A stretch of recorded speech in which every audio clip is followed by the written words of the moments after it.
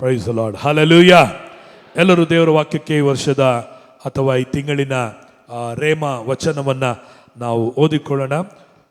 ಎಫೆಸ ಬರೆದ ಪತ್ರಿಕೆ 4ನೇ ಅಧ್ಯಾಯ 7ನೇ ವಚನವನ್ನು ನಾವೆಲ್ಲರೂ ಸಭೆಯಾಗಿ ಒಟ್ಟಾಗಿ ಓದಿಕೊಳ್ಳುವ. ಎಲ್ಲರೂ ತೆಗೆದುಕೊಳ್ಳೋಣ. 4ನೇ ಅಧ್ಯಾಯ 7ನೇ ವಚನವನ್ನು ಎಲ್ಲರೂ ಸೇರಿ ಗಟ್ಟಿಯಾಗಿ ನಾವು ಓದಿಕೊಳ್ಳುವ. ಆದರೆ ಕ್ರಿಸ್ತನು ನಮ್ಮಲ್ಲಿ ಒಬ್ಬೊಬ್ಬನಿಗೆ ಅನುಗ್ರಹಿಸಿದ ಪ್ರಕಾರವೇ ಅವನವನಿಗೆ ಕೃಪಾವರವು ದೊರಕಿದೆ.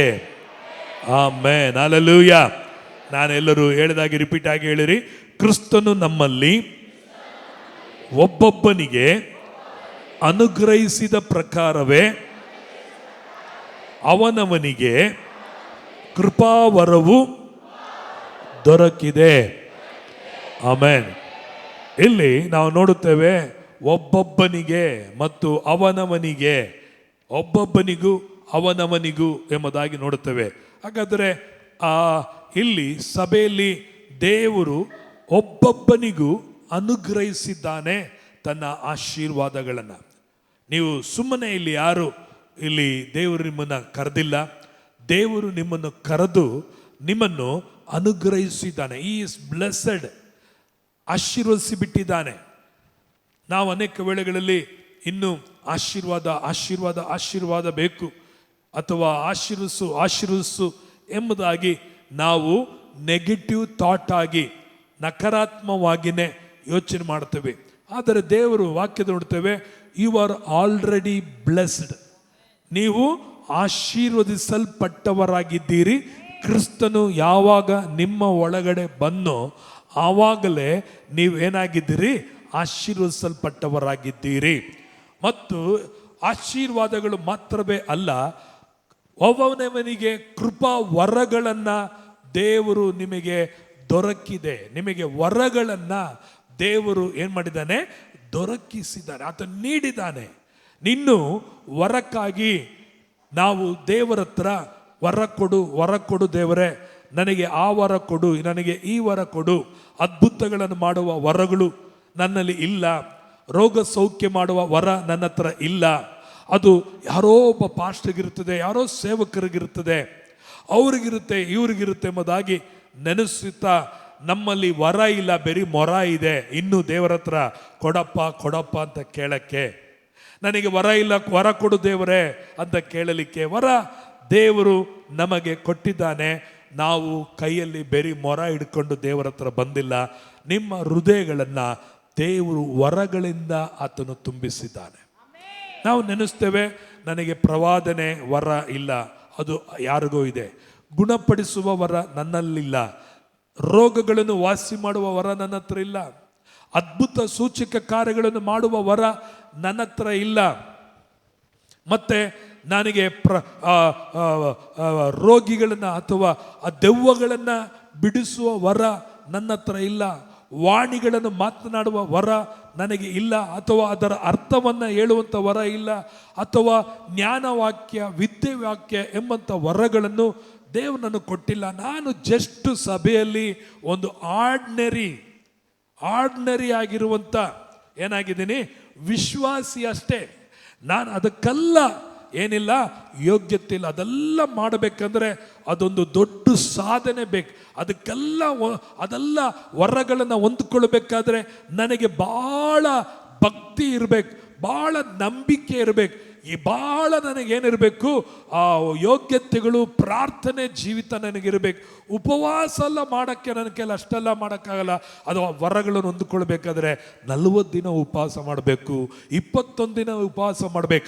ಆವಾಗಲೇ ವರಗಳು ನನಗೆ ಸಿಗುತ್ತೆ ಎಂಬುದಾಗಿ ಅನೇಕ ವೇಳೆಗಳಲ್ಲಿ ರಾಂಗ್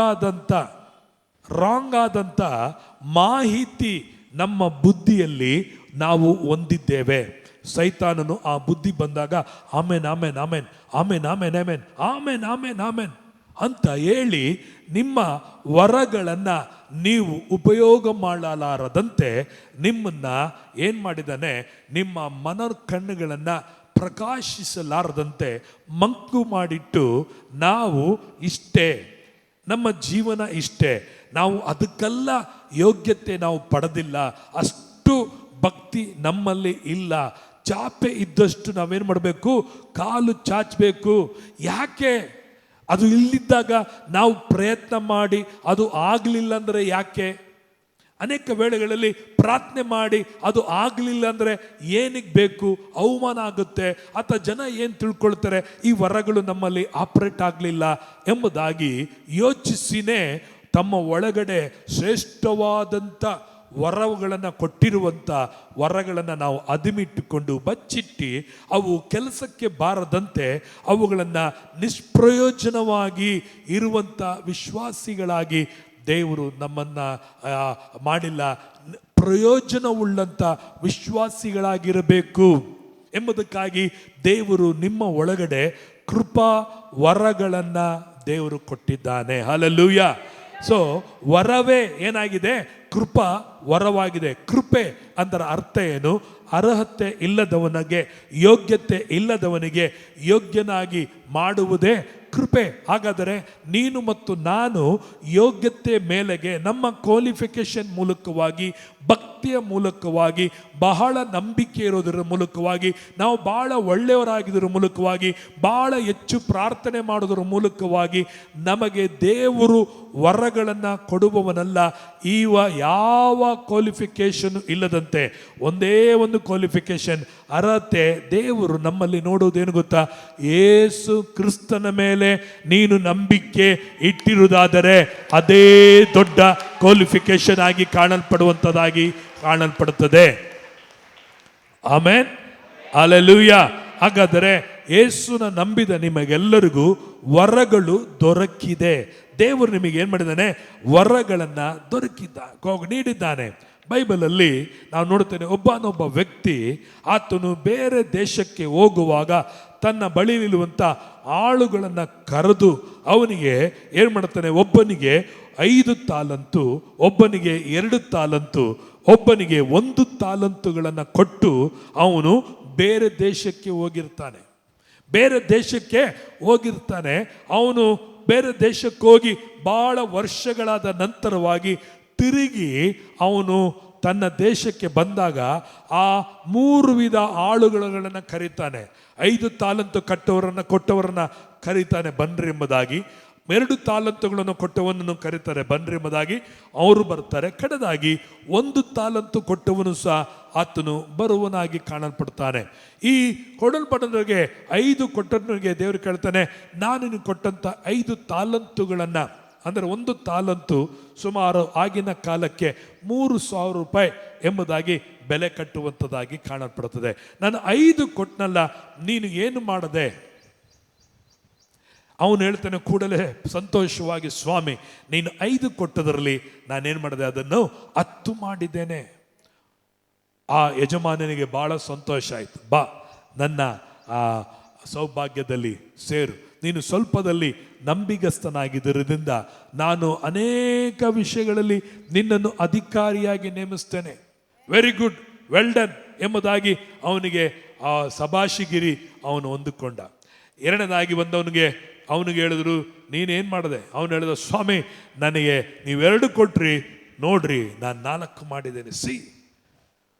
ಆ ಯಜಮಾನನಿಗೆ ಬಹಳ ಖುಷಿ ಆಗ್ಬಿಡ್ತು. ವೆರಿ ಗುಡ್, ನಿನಗೇನು ಇರಲಿಲ್ಲ, ಆದರೆ ನಾನು ಕೊಟ್ಟದ್ರಲ್ಲಿ ನೀನು ಹೆಚ್ಚು ಮಾಡಿದ್ಯಾ, ಬಲೆ ನಂಬಿಗಸ್ತನದ ಆಳು, ಬಾ ಬಾ ಬಾ ಬಾ ಬಾ ಅಂತೇಳಿ ಅವನಿಗೆ ಹೇಳ್ತೇನೆ, ನೀನು ಸ್ವಲ್ಪದಲ್ಲಿ ನೀನು ನಂಬಿಗಸ್ತನಾಗಿದೆ, ನಾನು ನಿನ್ನನ್ನು ಅನೇಕ ವಿಷಯಗಳಲ್ಲಿ ಏನು ಮಾಡ್ತೇನೆ? ಅಧಿಕಾರಿಯಾಗಿ ಇರ್ತೇನೆ. ದೇವರು ನಿಮ್ಮನ್ನ ಸ್ವಲ್ಪದಲ್ಲಿ ನೀವು ನಂಬಿಗಸ್ತರಾಗಿರಬೇಕು. ನೀವು ಸ್ವಲ್ಪದರಲ್ಲಿ ನಂಬಿಗಸ್ತರಾಗಿದ್ದರೆ ಅದೇ ತಾನಾಗಿ ಏನಾಗುತ್ತೆ? ದ್ವಿಗುಣವಾಗುತ್ತೆ, ಬಹು ಆಗುತ್ತೆ, ಹೆಚ್ಚಾಗುವಂಥದ್ದಾಗಿ ಕಾಣಲ್ಪಡುತ್ತದೆ. ಇನ್ನೊಬ್ಬನಿಗೆ ಕೇಳಿದ್ರು, 1 ಕೊಟ್ಟವನು ಬಂದ, ಏನಪ್ಪ ಮಾಡಿದೆ? ಅವನು ಹೇಳಿದ್ರು, ಸ್ವಾಮಿ ನೀನು ಬಿತ್ತದರಲ್ಲಿ ಕುಯ್ಯುವವನು ಅಂತ ಡೈಲಾಗ್ ಎಲ್ಲ ಹೊಡೆದು, ನೀನು 1 ಕೊಟ್ಟೆ, ನೀನು ಅದನ್ನು ತಗೊಂಡೋಗಿ ಮಣ್ಣಲ್ಲಿ ನಾನು ಬಚ್ಚಿಟ್ಟು ಬಿಟ್ಟೆ. ಮಣ್ಣಲ್ಲಿ ನಾನು ಬಚ್ಚಿಗಿದೆ. ಯಜಮಾನಿಗೆ ಸಿಟ್ಟು ಬಂದ್ಬಿಡ್ತು. ನಾನು 5 ಕೊಟ್ಟವನು 10 ಮಾಡ್ದ, 2 ಕೊಟ್ಟು 4 ಮಾಡ್ದ, ನೀನು ಏನು ಮಾಡಿದೆ? ಅದನ್ನ ಉಪಯೋಗ ಮಾಡಲಿಲ್ಲ, ಬಳಸಲಿಲ್ಲ, ನೀನು ಅದನ್ನ ಯೂಸ್ ಮಾಡಿಕೊಳ್ಳಲಿಲ್ಲ. ಎಂಬುದಾಗಿ ಹೇಳಿ ಅವನ ಮೇಲೆ ಸಿಟ್ಟುಗೊಂಡನು ಎಂಬುದಾಗಿ ನಾವು ನೋಡುವಂಥವರಾಗಿದ್ದೇವೆ. ಪ್ರಿಯರೇ, ಇವತ್ತು ನಮ್ಮಲ್ಲಿ ದೇವರು ಕೊಟ್ಟಿರುವಂಥ ವರಗಳನ್ನು ಆತನು ಕೇಳುವಂಥವನಾಗಿದ್ದಾನೆ. ಈ ಕೊಟ್ಟಂಥ ವರಗಳನ್ನು ಹೇಗೆ ನಮ್ಮಲ್ಲಿ 5 ಇದ್ದಿದ್ದು 10 ಹೆಂಗಾಗುತ್ತೆ, 2 ಇದ್ದಿದ್ದು 4 ಹೇಗಾಗುತ್ತೆ, 1 ಇದ್ದಿದ್ದು 2 ಆಗಕ್ಕೆ ಸಾಧ್ಯ? ಯಾವಾಗ ಸಾಧ್ಯ ಅಂದರೆ ಅದನ್ನು ತೆಗೆದುಕೊಂಡು ಹೋಗಿ ನಾವು ಬಳಸುವಾಗ, ಉಪಯೋಗಿಸುವಾಗ ಇದ್ದಿದ್ದು ಏನಾಗುತ್ತೆ, ಹೆಚ್ಚುವಂಥದ್ದಾಗಿ ಕಾಣಲ್ಪಡ್ತದೆ.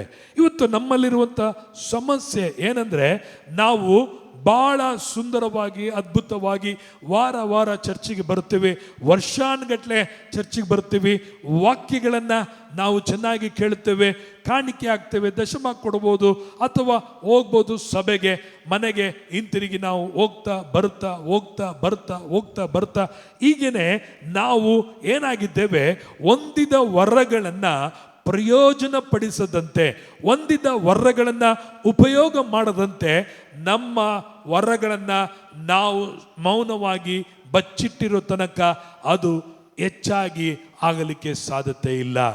ದೇವರು ಅವನವನಿಗೆ ದೇವರು ಒಂದು ದಿನ ಲೆಕ್ಕವನ್ನು ಕೇಳುವಂಥ ದಿನವಾಗಿ ಕೇಳುವಂಥ ದಿನವು ಒಂದು ದಿನ ಬರುತ್ತದೆ. ನಾನು ಕೊಟ್ಟಂಥ ವರವನ್ನು ಏನು ಮಾಡಿದೆ ಸ್ವಾಮಿ, ನನಗೆ ಗೊತ್ತಿಲ್ಲ ವರ ಕೊಟ್ಟಿದ್ದು. ಹಾಗಾದರೆ ವರ ನಮ್ಮಲ್ಲಿ ಇದೆ ಇಲ್ಲ ಎಂಬುದು ಯಾವಾಗ ಗೊತ್ತಾಗುತ್ತಂದರೆ, ನಾನು ಯಾವಾಗ ಹೋಗಿ ಸುವಾರ್ತೆಯನ್ನು ಸಾರುತ್ತೇನೋ, ಯೇಸುವಿನ ಕುರಿತು ಸುವಾರ್ತೆ ಸಾರುವಾಗ ನಿನ್ನಲ್ಲಿರುವ ವರ ಆವಾಗ ಏನಾಗುತ್ತೆ, ಹೊರಗಡೆ ಬರುವಂಥದ್ದಾಗಿರುತ್ತದೆ. ಪ್ರಿಯರೇ, ನನಗೆ ಯಾವ ವರ ಇದೆ ಎಂಬುದಾಗಿ ನಾನು ವರವನ್ನು ಹೊಂದಿದ್ದಾಗ ನನಗೆ ಗೊತ್ತಿರಲಿಲ್ಲ. ಆದರೆ ಯಾವಾಗ ನಾನು ಬೀದಿಗಳಲ್ಲಿ ಹೋಗಿ, ಮನೆಗಳಲ್ಲಿ ಹೋಗಿ ಸುವಾರ್ತೆಯನ್ನು ಸಾರುತ್ತಾ, ದೇವರ ರಾಜ್ಯವನ್ನು ಸಾರುತ್ತಾ, ಆತನ ಸೇವೆಯನ್ನು ಮಾಡುತ್ತಾ ಇರುವಾಗ ನನ್ನಲ್ಲಿರುವಂಥ ವರಗಳು ಏನಿದೆ ಎಂಬುದಾಗಿ ಆವಾಗಲೇ ಗೊತ್ತಾಯಿತು. ಓ, ನನ್ನಲ್ಲಿ ಪ್ರವಾದನೆ ವರ ಇದೆಯಾ, ಓ ನನ್ನಲ್ಲಿ ಜ್ಞಾನ ವಾಕ್ಯದ ವರ ಇದೆಯಾ, ವಿದ್ಯೆ ವಾಕ್ಯದ ವರ ಇದೆಯಾ, ರೋಗಗಳನ್ನು ಗುಣಪಡಿಸುವಂಥ ವರ ಇದೆಯಾ, ದೆವ್ವಗಳನ್ನು ಬಿಡಿಸುವಂಥ ವರ ಇದೆಯಾ ಎಂಬುದಾಗಿ ನಾನು ಚರ್ಚಿಗೆ ಹೋಗ್ತಾ ಇರುವಾಗ ಗೊತ್ತಾಗಲಿಲ್ಲ. ಚರ್ಚಿಂದ ಹೊರಗಡೆ ಬೀದಿಯಲ್ಲಿ ಹೋದಾಗ, ಹಳ್ಳಿಗಳಿಗೆ ಹೋದಾಗ, ಊರುಗಳಲ್ಲಿ ಹೋದಾಗ, ಸೇವೆ ಮಾಡುತ್ತಿದ್ದಾಗ ದೇವರು ನನ್ನ ಒಳಗಿರುವ ವರಗಳನ್ನೆಲ್ಲವನ್ನ ಆತನು ಏನು ಮಾಡಲಿಕ್ಕೆ ಪ್ರಾರಂಭಿಸಿದ, ಉಪಯೋಗ ಮಾಡಲಿಕ್ಕೆ ಪ್ರಾರಂಭಿಸಿದ. ನಿಮ್ಮೊಬ್ಬೊಬ್ಬರಲ್ಲಿ ದೇವರು ಅನುಗ್ರಹಿಸಿದ ಪ್ರಕಾರವಾಗಿ ಅವನವನಿಗೆ ಒಬ್ಬೊಬ್ಬರಿಗೂ ವರಗಳನ್ನು ದೇವರು ಕೊಟ್ಟಿದ್ದಾನೆ. ನಿಮಗೆ ದೊರಕಿದೆ, ತಾಲಂತುಗಳನ್ನು ದೇವರು ಕೊಟ್ಟಿದ್ದಾನೆ, ನಿಮಗೆ ಆಶೀರ್ವಾದಗಳನ್ನು ದೇವರು ಆತನು ಕೊಟ್ಟಿದವನಾಗಿ ಕಾಣಲ್ಪಡ್ತಾನೆ. Praise the Lord, hallelujah. ಎಫೆಸ ಬರೆದ ಪತ್ರಿಕೆ 1ನೇ ಅಧ್ಯಾಯ 3ನೇ ವಚನವನ್ನು ಓದಿಕೊಳ್ಳೋಣ. ಎಫೆಸದವರಿಗೆ 1ನೇ ಅಧ್ಯಾಯ 3ನೇ ವಚನವನ್ನು ನಾವು ಓದಿಕೊಳ್ಳುವ. ನಮ್ಮ ಕರ್ತನಾದ ಯೇಸು ಕ್ರಿಸ್ತನ ದೇವರು ತಂದೆಯೂ ಆಗಿರುವಾತನಿಗೆ ಸ್ತೋತ್ರ. ಆತನು ಪರಲೋಕದಲ್ಲಿನ ಸಕಲ ಆತ್ಮೀಯ ವರಗಳನ್ನು ನಮಗೆ ಕ್ರಿಸ್ತ ಯೇಸುವಿನಲ್ಲಿ ಅನುಗ್ರಹಿಸಿದ್ದಾನೆ. ಇಲ್ಲಿ ಸಹ ನಾವು ನೋಡ್ತೇವೆ, ಪರಲೋಕದಲ್ಲಿನ ಸಕಲ ಆತ್ಮೀಯ ವರಗಳನ್ನು 21 ದಿನ ಪ್ರಾರ್ಥನೆ ಮಾಡುವಾಗ, 7 ದಿನ ಉಪವಾಸ ಪ್ರಾರ್ಥನೆ ಮಾಡುವಾಗ, ನೀನು ಒಳ್ಳೆ ಭಕ್ತಿ ಮಾಡುವಾಗ, ಒಳ್ಳೆ ನೀನು ಪ್ರಾರ್ಥನೆ ಮಾಡುವುದಾದರೆ, ಅಥವಾ 40 ದಿನ ನೀವು ಉಪವಾಸ ಮಾಡಿ ಹೇಳಿದಾಗೆ ನೀವು ಒಳ್ಳೆ ಭಕ್ತಿಯರಾಗಿದ್ದರೆ, ಒಳ್ಳೆಯವರಾಗಿದ್ದರೆ, ನಿಮಗೆ ದೇವರು ಪರಲೋಕದಲ್ಲಿನ ಸಕಲ ಆತ್ಮೀಯ ವರಗಳನ್ನು ನಮಗೆ ಕ್ರಿಸ್ತನಲ್ಲಿ ಅನುಗ್ರಹಿಸ್ತಾನೆ ಎಂಬುದಾಗಿ ಹೇಳಲಿಲ್ಲ. ಇಲ್ಲಿ ಬೈಬಲ್ ಸ್ಪಷ್ಟವಾಗಿ ಹೇಳುತ್ತೆ. ಬೈಬಲಲ್ಲಿ ಎಲ್ಲಿಯೂ ನೀವು ವರಗಳಿಗಾಗಿ, ಅದ್ಭುತಗಳನ್ನು ನಡೆಸಲಿಕ್ಕಾಗಿ ಅಥವಾ ಪ್ರವಾದಿಸಲಿಕ್ಕಾಗಿ, ದೆವ್ವಗಳನ್ನು ಬಿಡಿಸಲಿಕ್ಕಾಗಿ ದೇವರ ತಪ ಇದ್ದು ಬೇಡಿ ಕಾಡಿ ಕೊಡಪ್ಪ ಅಂತ ಕೆಳಗೆ ಉರುಳಿ ಉಪವಾಸ ಇದ್ದು ಕಣ್ಣೀರಿಂದ ಬೇಡಿಕೊಳ್ಳಬೇಕಾದ ಅವಶ್ಯಕತೆ ಎಲ್ಲಿಯೂ ಬರೆದಿಲ್ಲ. ಬೈಬಲ್ ಹೇಳ್ತದೆ, ದೇವರು ನಮ್ಮ ಕರ್ತನಾದ ಯೇಸು ಕ್ರಿಸ್ತನ ತಂದೆಯಾದ ದೇವರಿಗೆ ಸ್ತೋತ್ರ ಹೇಳ್ರಿ. ಯಾಕೆಂದರೆ ಆತನು ಪರಲೋಕದಲ್ಲಿನ ಸಕಲ ಆತ್ಮೀಯ ವರಗಳು, ಪರಲೋಕದಲ್ಲಿ ವರಗಳು ಅಲ್ಲಿ ಇಲ್ಲ. ಪರಲೋಕಗಳು ಉಪಯೋಗ ಮಾಡೋಕ್ಕಾಗಲ್ಲ. ಪರಲೋಕದಲ್ಲಿ ರೋಗಿ ಇಲ್ಲ, ಅಲ್ಲಿ ರೋಗಿ ಸೌಖ್ಯವಾಗುವುದಕ್ಕಾಗಿ. ಪರಲೋಕದಲ್ಲಿ ಪ್ರವಾದನೆ ಬೇಕಾಗಿಲ್ಲ, ಅಲ್ಲಿ ಪ್ರವಾದನೆ ಹೇಳೋದಕ್ಕಾಗಿ ಪರಲೋಕದಲ್ಲಿ ವರಗಳು ಯಾವುದು ಇಲ್ಲ. ಎಲ್ಲ ವರಗಳನ್ನು ಪರಲೋಕದಿರುವಂಥ ಸಕಲ ವರಗಳು ಎಲ್ಲವನ್ನು ದೇವರು ನಮ್ಮ ಒಳಗೆ ಇಟ್ಟಿದ್ದಾನೆ, ನಮಗೆ ಅನುಗ್ರಹಿಸಿದ್ದಾನೆ. ಕ್ರಿಸ್ತ ಯೇಸುವಿನಲ್ಲಿ ಯಾವಾಗ ಯೇಸು ನಿನ್ನ ಒಳಗಡೆ ಬಂದ್ಬಿಟ್ರೋ, ಯೇಸುವಿನೊಂದಿಗೆ ಎಲ್ಲ ಪ್ಯಾಕೇಜ್, ಒಂದು ತೊಗೊಂಡ್ರೆ ಒಂದು ಫ್ರೀ ಅಂದಾಗೆ, ಒಂದು ತೊಗೊಂಡ್ರೆ 5 ಫ್ರೀ ಅಂದಾಗೆ, ಯೇಸು ನಿನ್ನ ಒಳಗಡೆ ಬಂದ ತಕ್ಷಣವೇ ಯೇಸುವಿನೊಂದಿಗೆನೆ ಎಲ್ಲ ವರಗಳು ಏನಾಯಿತು, ನಿನ್ನ ಒಳಗಡೆ ಬಂದುಬಿಟ್ಟಿದೆ. ವರಗಳು ನಿನ್ನಲ್ಲಿ ವಾಸವಾಗಿದೆ. ಅದಕ್ಕಾಗಿ ನೀನು ರೋಗ ಬಂದಾಗ ರೋಗಗಳನ್ನು ಗುಣಪಡಿಸುವಂಥ ಬೆಂಗಳೂರಲ್ಲಿರೋ ಪಾಸ್ಟ್ರಿಗೋ ಅಥವಾ ಡೆಲ್ಲಿಲಿರೋ ಪಾಸ್ಟ್ರಿಗೋ ಬೇರೆ ಎಲ್ಲಿಗೋ ನೀನು ತಲೆ ಹುಡ್ಕೊಂಡು ಹೋಗಿ ತಲೆ ಕೊಡಬೇಕಾದ ಅವಶ್ಯಕತೆ ಇಲ್ಲ. ಯಾಕಂದ್ರೆ ಗುಣಪಡಿಸುವ ವರ ನಿನ್ನಲ್ಲಿದೆ, ಸ್ವಸ್ಥ ಮಾಡುವಂಥ ವರ ನಿನ್ನಲ್ಲಿದೆ. ನಾವೇನು ಮಾಡ್ತೀವಿ, ಅವ್ರ ಹತ್ರ ವರ ಇದೆ, ಇವ್ರ ಹತ್ರ ವರ ಇದೆ ಅಂತೇಳಿ ಮೊರ ತಗೊಂಡು ಹೋಗಿ ಕೊಡ್ರಿ, ನನಗೆ ಆಶೀರ್ವಾದ ಮಾಡ್ರಿ ಎಂಬುದಾಗಿ ಹೇಳ್ತೀವಿ. ಪ್ರೇರೆ, ನಮ್ಮನ್ನು ಮೊರ ತಗೊಂಡು ಹೋಗುವಂತೆ ದೇವರು ನಮ್ಮನ್ನು ಮಾಡಿಲ್ಲ. ಮೊದಲು ನಾವು ಅನ್ಯರಾಗಿದ್ದಾಗ ನಾವು ಕೈಯಲ್ಲಿ ಮೊರ ಹಿಡ್ಕೊಂಡು ಕಣಿ ಕೇಳಕ್ಕೆ, ಅಲ್ಲಿ ಅಂತರ ಹಾಕ್ಸ್ಕೊಳ್ಳೋಕ್ಕೆ, ತಾಯ್ತು ಕಟ್ಸ್ಕೊಳ್ಳೋಕ್ಕೆ, ಅಲ್ಲಿ ಇಲ್ಲಿ ಶಾಸ್ತ್ರ ಕೇಳಕ್ಕೆ ಹೋಗ್ತಿದ್ವಿ. ನೀನು ಇವತ್ತು ಅಲ್ಲಿ ಇಲ್ಲಿ ಅಂತರ ಹಾಕ್ಸ್ಕೊಳ್ಳೋಕ್ಕೋ, ಪ್ರಾರ್ಥನೆ ಮಾಡಿಸ್ಕೊಳ್ಳೋಕ್ಕೋ, ಯಾರ ಹತ್ರ ಹೋಗಿ ತಲೆ ಕೊಡಲಿಕ್ಕೋ, ಯಾರಾದರೂ ಪ್ರವಾದನೆ ಹೇಳ್ಕೊಳ್ಳೋಕ್ಕೋ ಹುಡುಕೊಂಡು ಹೋಗ್ಬೇಕಾಗಿಲ್ಲ. ಎಲ್ಲ ವರಗಳನ್ನು ದೇವರು ನಿನಗೆ ಅನುಗ್ರಹಿಸಿದ್ದಾನೆ. ಪರಲೋಕದಲ್ಲಿನ ಸಕಲ ಆತ್ಮೀಯ ವರಗಳನ್ನು ನಮಗೆ ಕ್ರಿಸ್ತ ಯೇಸುವಿನಲ್ಲಿ, ಯೇಸುವಿನ ಮೂಲಕವಾಗಿ ನಿನಗೆ ಆತನು ಅನುಗ್ರಹಿಸಿದಂಥ ದೇವರಾಗಿ ಕಾಣಲ್ಪಡುತ್ತಾನೆ. ಹಲ್ಲೆಲೂಯ. ಅದಕ್ಕಾಗಿ ಈಗ ನನ್ನಲ್ಲಿರುವಂಥ ವರ ಏನು, ಅದು ಹೇಗೆ ಆಪರೇಟ್ ಮಾಡಬೇಕು, ಅದು ಹೇಗೆ ಮಾಡಬೇಕೆಂಬುದಾಗಿ ನೋಡಬೇಕಾದ್ರೆ, ನಿನ್ನನ್ನೇ ನೀನು ಕರ್ತನ ರಾಜ್ಯದಲ್ಲಿ ಬರೀ ಆರಾಧನೆಗೆ ಬರೋದರಲ್ಲ, ಚರ್ಚಿಗೆ ಬರೋದು ಮಾತ್ರವಲ್ಲ, ಬರೀ ಮನೇಲಿ ಬೈಬಲ್ ಓದ್ಕೊಂಡಿದ್ರೆ ಒಳ್ಳೆ ವ್ಯಕ್ತಿಯಾಗಿದ್ದರೆ ಮಾತ್ರ ಅಲ್ಲ, ಪ್ರಾರ್ಥನೆ ಮಾಡುವಂಥ ವ್ಯಕ್ತಿ ಇದ್ದರೆ ಮಾತ್ರ ಸಾಕಾಗುವುದಿಲ್ಲ, ಒಳ್ಳೆ ಕಾಣಿಕೆಗಳನ್ನು ದಶಮ ಭಾಗಗಳನ್ನು ಕೊಡುವಂಥ ವಿಶ್ವಾಸಿಗಳಾಗಿದ್ದರೆ ಮಾತ್ರವೇ ಸಾಲದು. ಅದಕ್ಕಿಂತ ಮಿಗಿಲಾದುದು ಏನೆಂದರೆ, ನಾವು ನಮ್ಮಲ್ಲಿರುವಂಥ ವರಗಳನ್ನು, ಏನು ವರಗಳನ್ನು ದೇವರು ಕೊಟ್ಟಿದ್ದಾನೆ ಎಂಬುದನ್ನು ನಾವು ಅರಿಯಬೇಕಾಗಿ ಕಾಣಲ್ಪಡುತ್ತದೆ. 1 ಕೊರಿಂಥದವರಿಗೆ ಅದರಲ್ಲಿ 12ನೇ ಅಧ್ಯಾಯ, 1 ಕೊರಿಂಥದವರಿಗೆ 12ನೇ ಅಧ್ಯಾಯ ಅದರಲ್ಲಿ 4ನೇ ವಚನದಿಂದ ನಾವು ದೇವರ ವಾಕ್ಯವನ್ನು ನಾವು ನೋಡಿಕೊಳ್ಳುವಂತರಾಗಿರ್ತೇವೆ. ನಾವು ಓದಿಕೊಳ್ಳೋಣ. 1 ಕೊರಿಂಥದವರಿಗೆ, ವರಗಳಲ್ಲಿ ಬೇರೆ ಬೇರೆ ವಿಧಗಳುಂಟು, ದೇವರಾತ್ಮನು ಒಬ್ಬನೇ. ಸೇವೆಗಳಲ್ಲಿ ಬೇರೆ ಬೇರೆ ವಿಧಗಳುಂಟು, ಕರ್ತನೂ ಒಬ್ಬನೇ. ಕಾರ್ಯಗಳಲ್ಲಿ ಬೇರೆ ಬೇರೆ ವಿಧಗಳುಂಟು, ಸರ್ವರಲ್ಲಿಯೂ ಸರ್ವ ಕಾರ್ಯಗಳನ್ನು ಸಾಧಿಸುವ ದೇವರು ಒಬ್ಬನೇ. ಆದರೆ ಪ್ರತಿಯೊಬ್ಬನಲ್ಲಿ ತೋರಿ ಬರುವ ದೇವರಾತ್ಮನ ವರಗಳು ಸರ್ವರ ಪ್ರಯೋಜನಾರ್ಥವಾಗಿ ಕೊಡಲ್ಪಟ್ಟಿವೆ. ಒಬ್ಬೊಬ್ಬನಿಗೆ ದೇವರಾತ್ಮನ ಮೂಲಕ ಜ್ಞಾನವಾಕ್ಯವು, ಒಬ್ಬನಿಗೆ ಆ ಆತ್ಮನಿಗೆ ಅನುಗುಣವಾಗಿ ವಿದ್ಯಾವಾಕ್ಯವು, ಒಬ್ಬನಿಗೆ ಆ ಆತ್ಮನಿಂದಲೇ ನಂಬಿಕೆಯು, ಒಬ್ಬನಿಗೆ ಆ ಒಬ್ಬ ಆತ್ಮನಿಂದಲೇ ನಾನಾ ರೋಗಗಳನ್ನು ವಾಸಿ ಮಾಡುವ ವರವು, ಒಬ್ಬನಿಗೆ ಮಹತ್ತುಗಳನ್ನು ಮಾಡುವ ವರವು, ಒಬ್ಬನಿಗೆ ಪ್ರವಾದನೆಯ ವರವು, ಒಬ್ಬನಿಗೆ ಸತ್ಯಾತ್ಮಗಳನ್ನು ವಿವೇಚಿಸುವ ವರವು, ಒಬ್ಬನಿಗೆ ವಿವಿಧ ವಾಣಿಗಳನ್ನಾಡುವ ವರವು, ಒಬ್ಬನಿಗೆ ವಾಣಿಗಳ ಅರ್ಥವನ್ನು ಹೇಳುವ ವರವು ಕೊಡಲ್ಪಡುತ್ತವೆ. ಈ ವರಗಳನ್ನೆಲ್ಲ ಆ ಒಬ್ಬ ಆತ್ಮನೇ ತನ್ನ ಚಿತ್ತಕ್ಕೆ ಬಂದ ಹಾಗೆ ಒಬ್ಬೊಬ್ಬನಿಗೆ ಹಂಚಿಕೊಟ್ಟು ನಡೆಸುತ್ತಾನೆ. ಆಮೆನ್. Praise the Lord. ಇಲ್ಲಿ ಯಾವ ವರಗಳನ್ನು ದೇವರು ಸಭೆಗೆ ಕೊಟ್ಟಿದ್ದಾನೆ, ನಿನಗೆ ಇರುವ ವರಗಳು ಎಂಥದ್ದು ಎಂಬುದಾಗಿ ನಾವು ನೋಡಬೇಕಾದರೆ, ದೇವರ ವಚನ, ವರಗಳು ಬೇರೆ ಬೇರೆ ವಿಧಾನಗಳು ಉಂಟು, ಒಂದೇ ವರ ಅಲ್ಲ. ಪ್ರೇರೆ, ವರಗಳು ದೇವರು ವಿವಿಧ ರೀತಿಯಲ್ಲಿ ಬೇರೆ ಬೇರೆ ಆಗಿ ದೇವರು ಕೊಟ್ಟಿದ್ದಾನೆ. ಆದರೆ ದೇವರ ಆತ್ಮನು ಒಬ್ಬನೇ, ಪವಿತ್ರಾತ್ಮರು ಒಬ್ಬರೇ. ಅದಕ್ಕಾಗಿ ಒಬ್ಬನೇ ಆತ್ಮನು ನಿಮ್ಮ ಒಳಗಡೆ ಇರೋದ್ರಿಂದ ಆ ಆತ್ಮನು ಬೇರೆ ಬೇರೆ ವಿಧಾನಗಳಲ್ಲಿ ಕೊಟ್ಟಿದ್ದಾನೆ. 5ನೇ ವಚನದಲ್ಲಿ ನೋಡಿಕೊಳ್ತೇವೆ, ಸೇವೆಗಳಲ್ಲಿ ಬೇರೆ ಬೇರೆ ವಿಧಾನಗಳು ಉಂಟು, ಕರ್ತನು ಒಬ್ಬನೇ. ಇಲ್ಲಿ ನಾವು ನೋಡಬೇಕಾದರೆ 8ನೇ ವಚನದಲ್ಲಿ ಓದಬೇಕಾದರೆ, ಒಬ್ಬನಿಗೆ ದೇವರ ಆತ್ಮನ ಮೂಲಕ ಜ್ಞಾನವಾಕ್ಯ, ಒಬ್ಬನಿಗೆ ಆ ಆತ್ಮನಿಗೆ ಅನುಗುಣವಾಗಿ ವಿದ್ಯಾವಾಕ್ಯವನ್ನ ದೇವರು ಕೊಟ್ಟಿದ್ದಾನೆ. ಒಬ್ಬರಿಗೆ ಜ್ಞಾನವಾಕ್ಯವನ್ನ, ಇನ್ನೊಬ್ಬನಿಗೆ ವಿದ್ಯಾವಾಕ್ಯವನ್ನ ದೇವರು ವರಗಳನ್ನ ನಮ್ಮಲ್ಲಿ ಕೊಟ್ಟಿದ್ದಾರೆ. ಜ್ಞಾನವೆಂದರೆ ಏನು? ನಮಗೆ ಇಹಲೋಕದ ಜ್ಞಾನ ಅಲ್ಲ, ಪರಲೋಕವನ್ನು ಕುರಿತು, ಯೇಸುವನ್ನು ಕುರಿತಾದಂಥ ಆ ಜ್ಞಾನವನ್ನ ಜನರಿಗೆ ಬೋಧಿಸುವಾಗ ಅನೇಕರು ಅರಿತಾರೆ. ಸ್ತೆಫನನು ಆತನು ಬೋಧನೆಯನ್ನು ಮಾಡುವಾಗ ಅನೇಕರು ಆಶ್ಚರ್ಯಪಟ್ಟರು, ಇವನು ಹೇಗೆ ಮಾತಾಡ್ತಾನೆ ನೋಡ್ರಿ ಎಂಬುದಾಗಿ. ಶಿಷ್ಯರುಗಳು ಮಾತನಾಡುವಾಗ ಅನೇಕರು ಹೇಳಿದರು, ಇವರು ವಿದ್ಯಾಭ್ಯಾಸ ಇಲ್ಲದವರು, ಇವರು ಮಾತಾಡೋದ್ರಲ್ಲಿ ವಿಶೇಷವಾದ ಜ್ಞಾನ ಇದೆ. ಯೇಸು ಪ್ರಸಂಗವನ್ನು ಮಾಡುವಾಗ ಅನೇಕರು ಹೇಳ್ತಿದ್ರು, ಇವನು ಬಡಗಿಯ ಮಗನಲ್ಲವೇ, ಈತ ನೋಡಬೇಕಾದ್ರೆ ನಜರೇತಿನಲ್ಲವೇ, ಇವನು ವಿದ್ಯಾಭ್ಯಾಸ ಇಲ್ಲದವನು, ಆದರೆ ಇವನು ಮಾತಾಡೋದಲ್ಲಿ ಜ್ಞಾನವು ಅಡಕವಾಗಿದೆ. ಯೇಸು ತಾನು ಬಾಲಕನಾಗಿದ್ದಾಗಲೇ, ಸಣ್ಣವನಾಗಿದ್ದಾಗಲೇ ದೇವಾಲಯದಲ್ಲಿ ಹೋಗಿ ಅಲ್ಲಿರುವಂಥ ಧರ್ಮಶಾಸ್ತ್ರಗಳನ್ನು, ಅಲ್ಲಿರುವಂಥ ಯಾಜಕರ ಹತ್ರ, ಪರಿಸಾಯರುಗಳ ಹತ್ರ ಆತನು ಮಾತನಾಡುವಾಗ ಈ ಸಣ್ಣ ಬಾಲಕನಿಗೆ ಈ ಥರ ಜ್ಞಾನ ಎಲ್ಲಿಂದ ಬಂತು?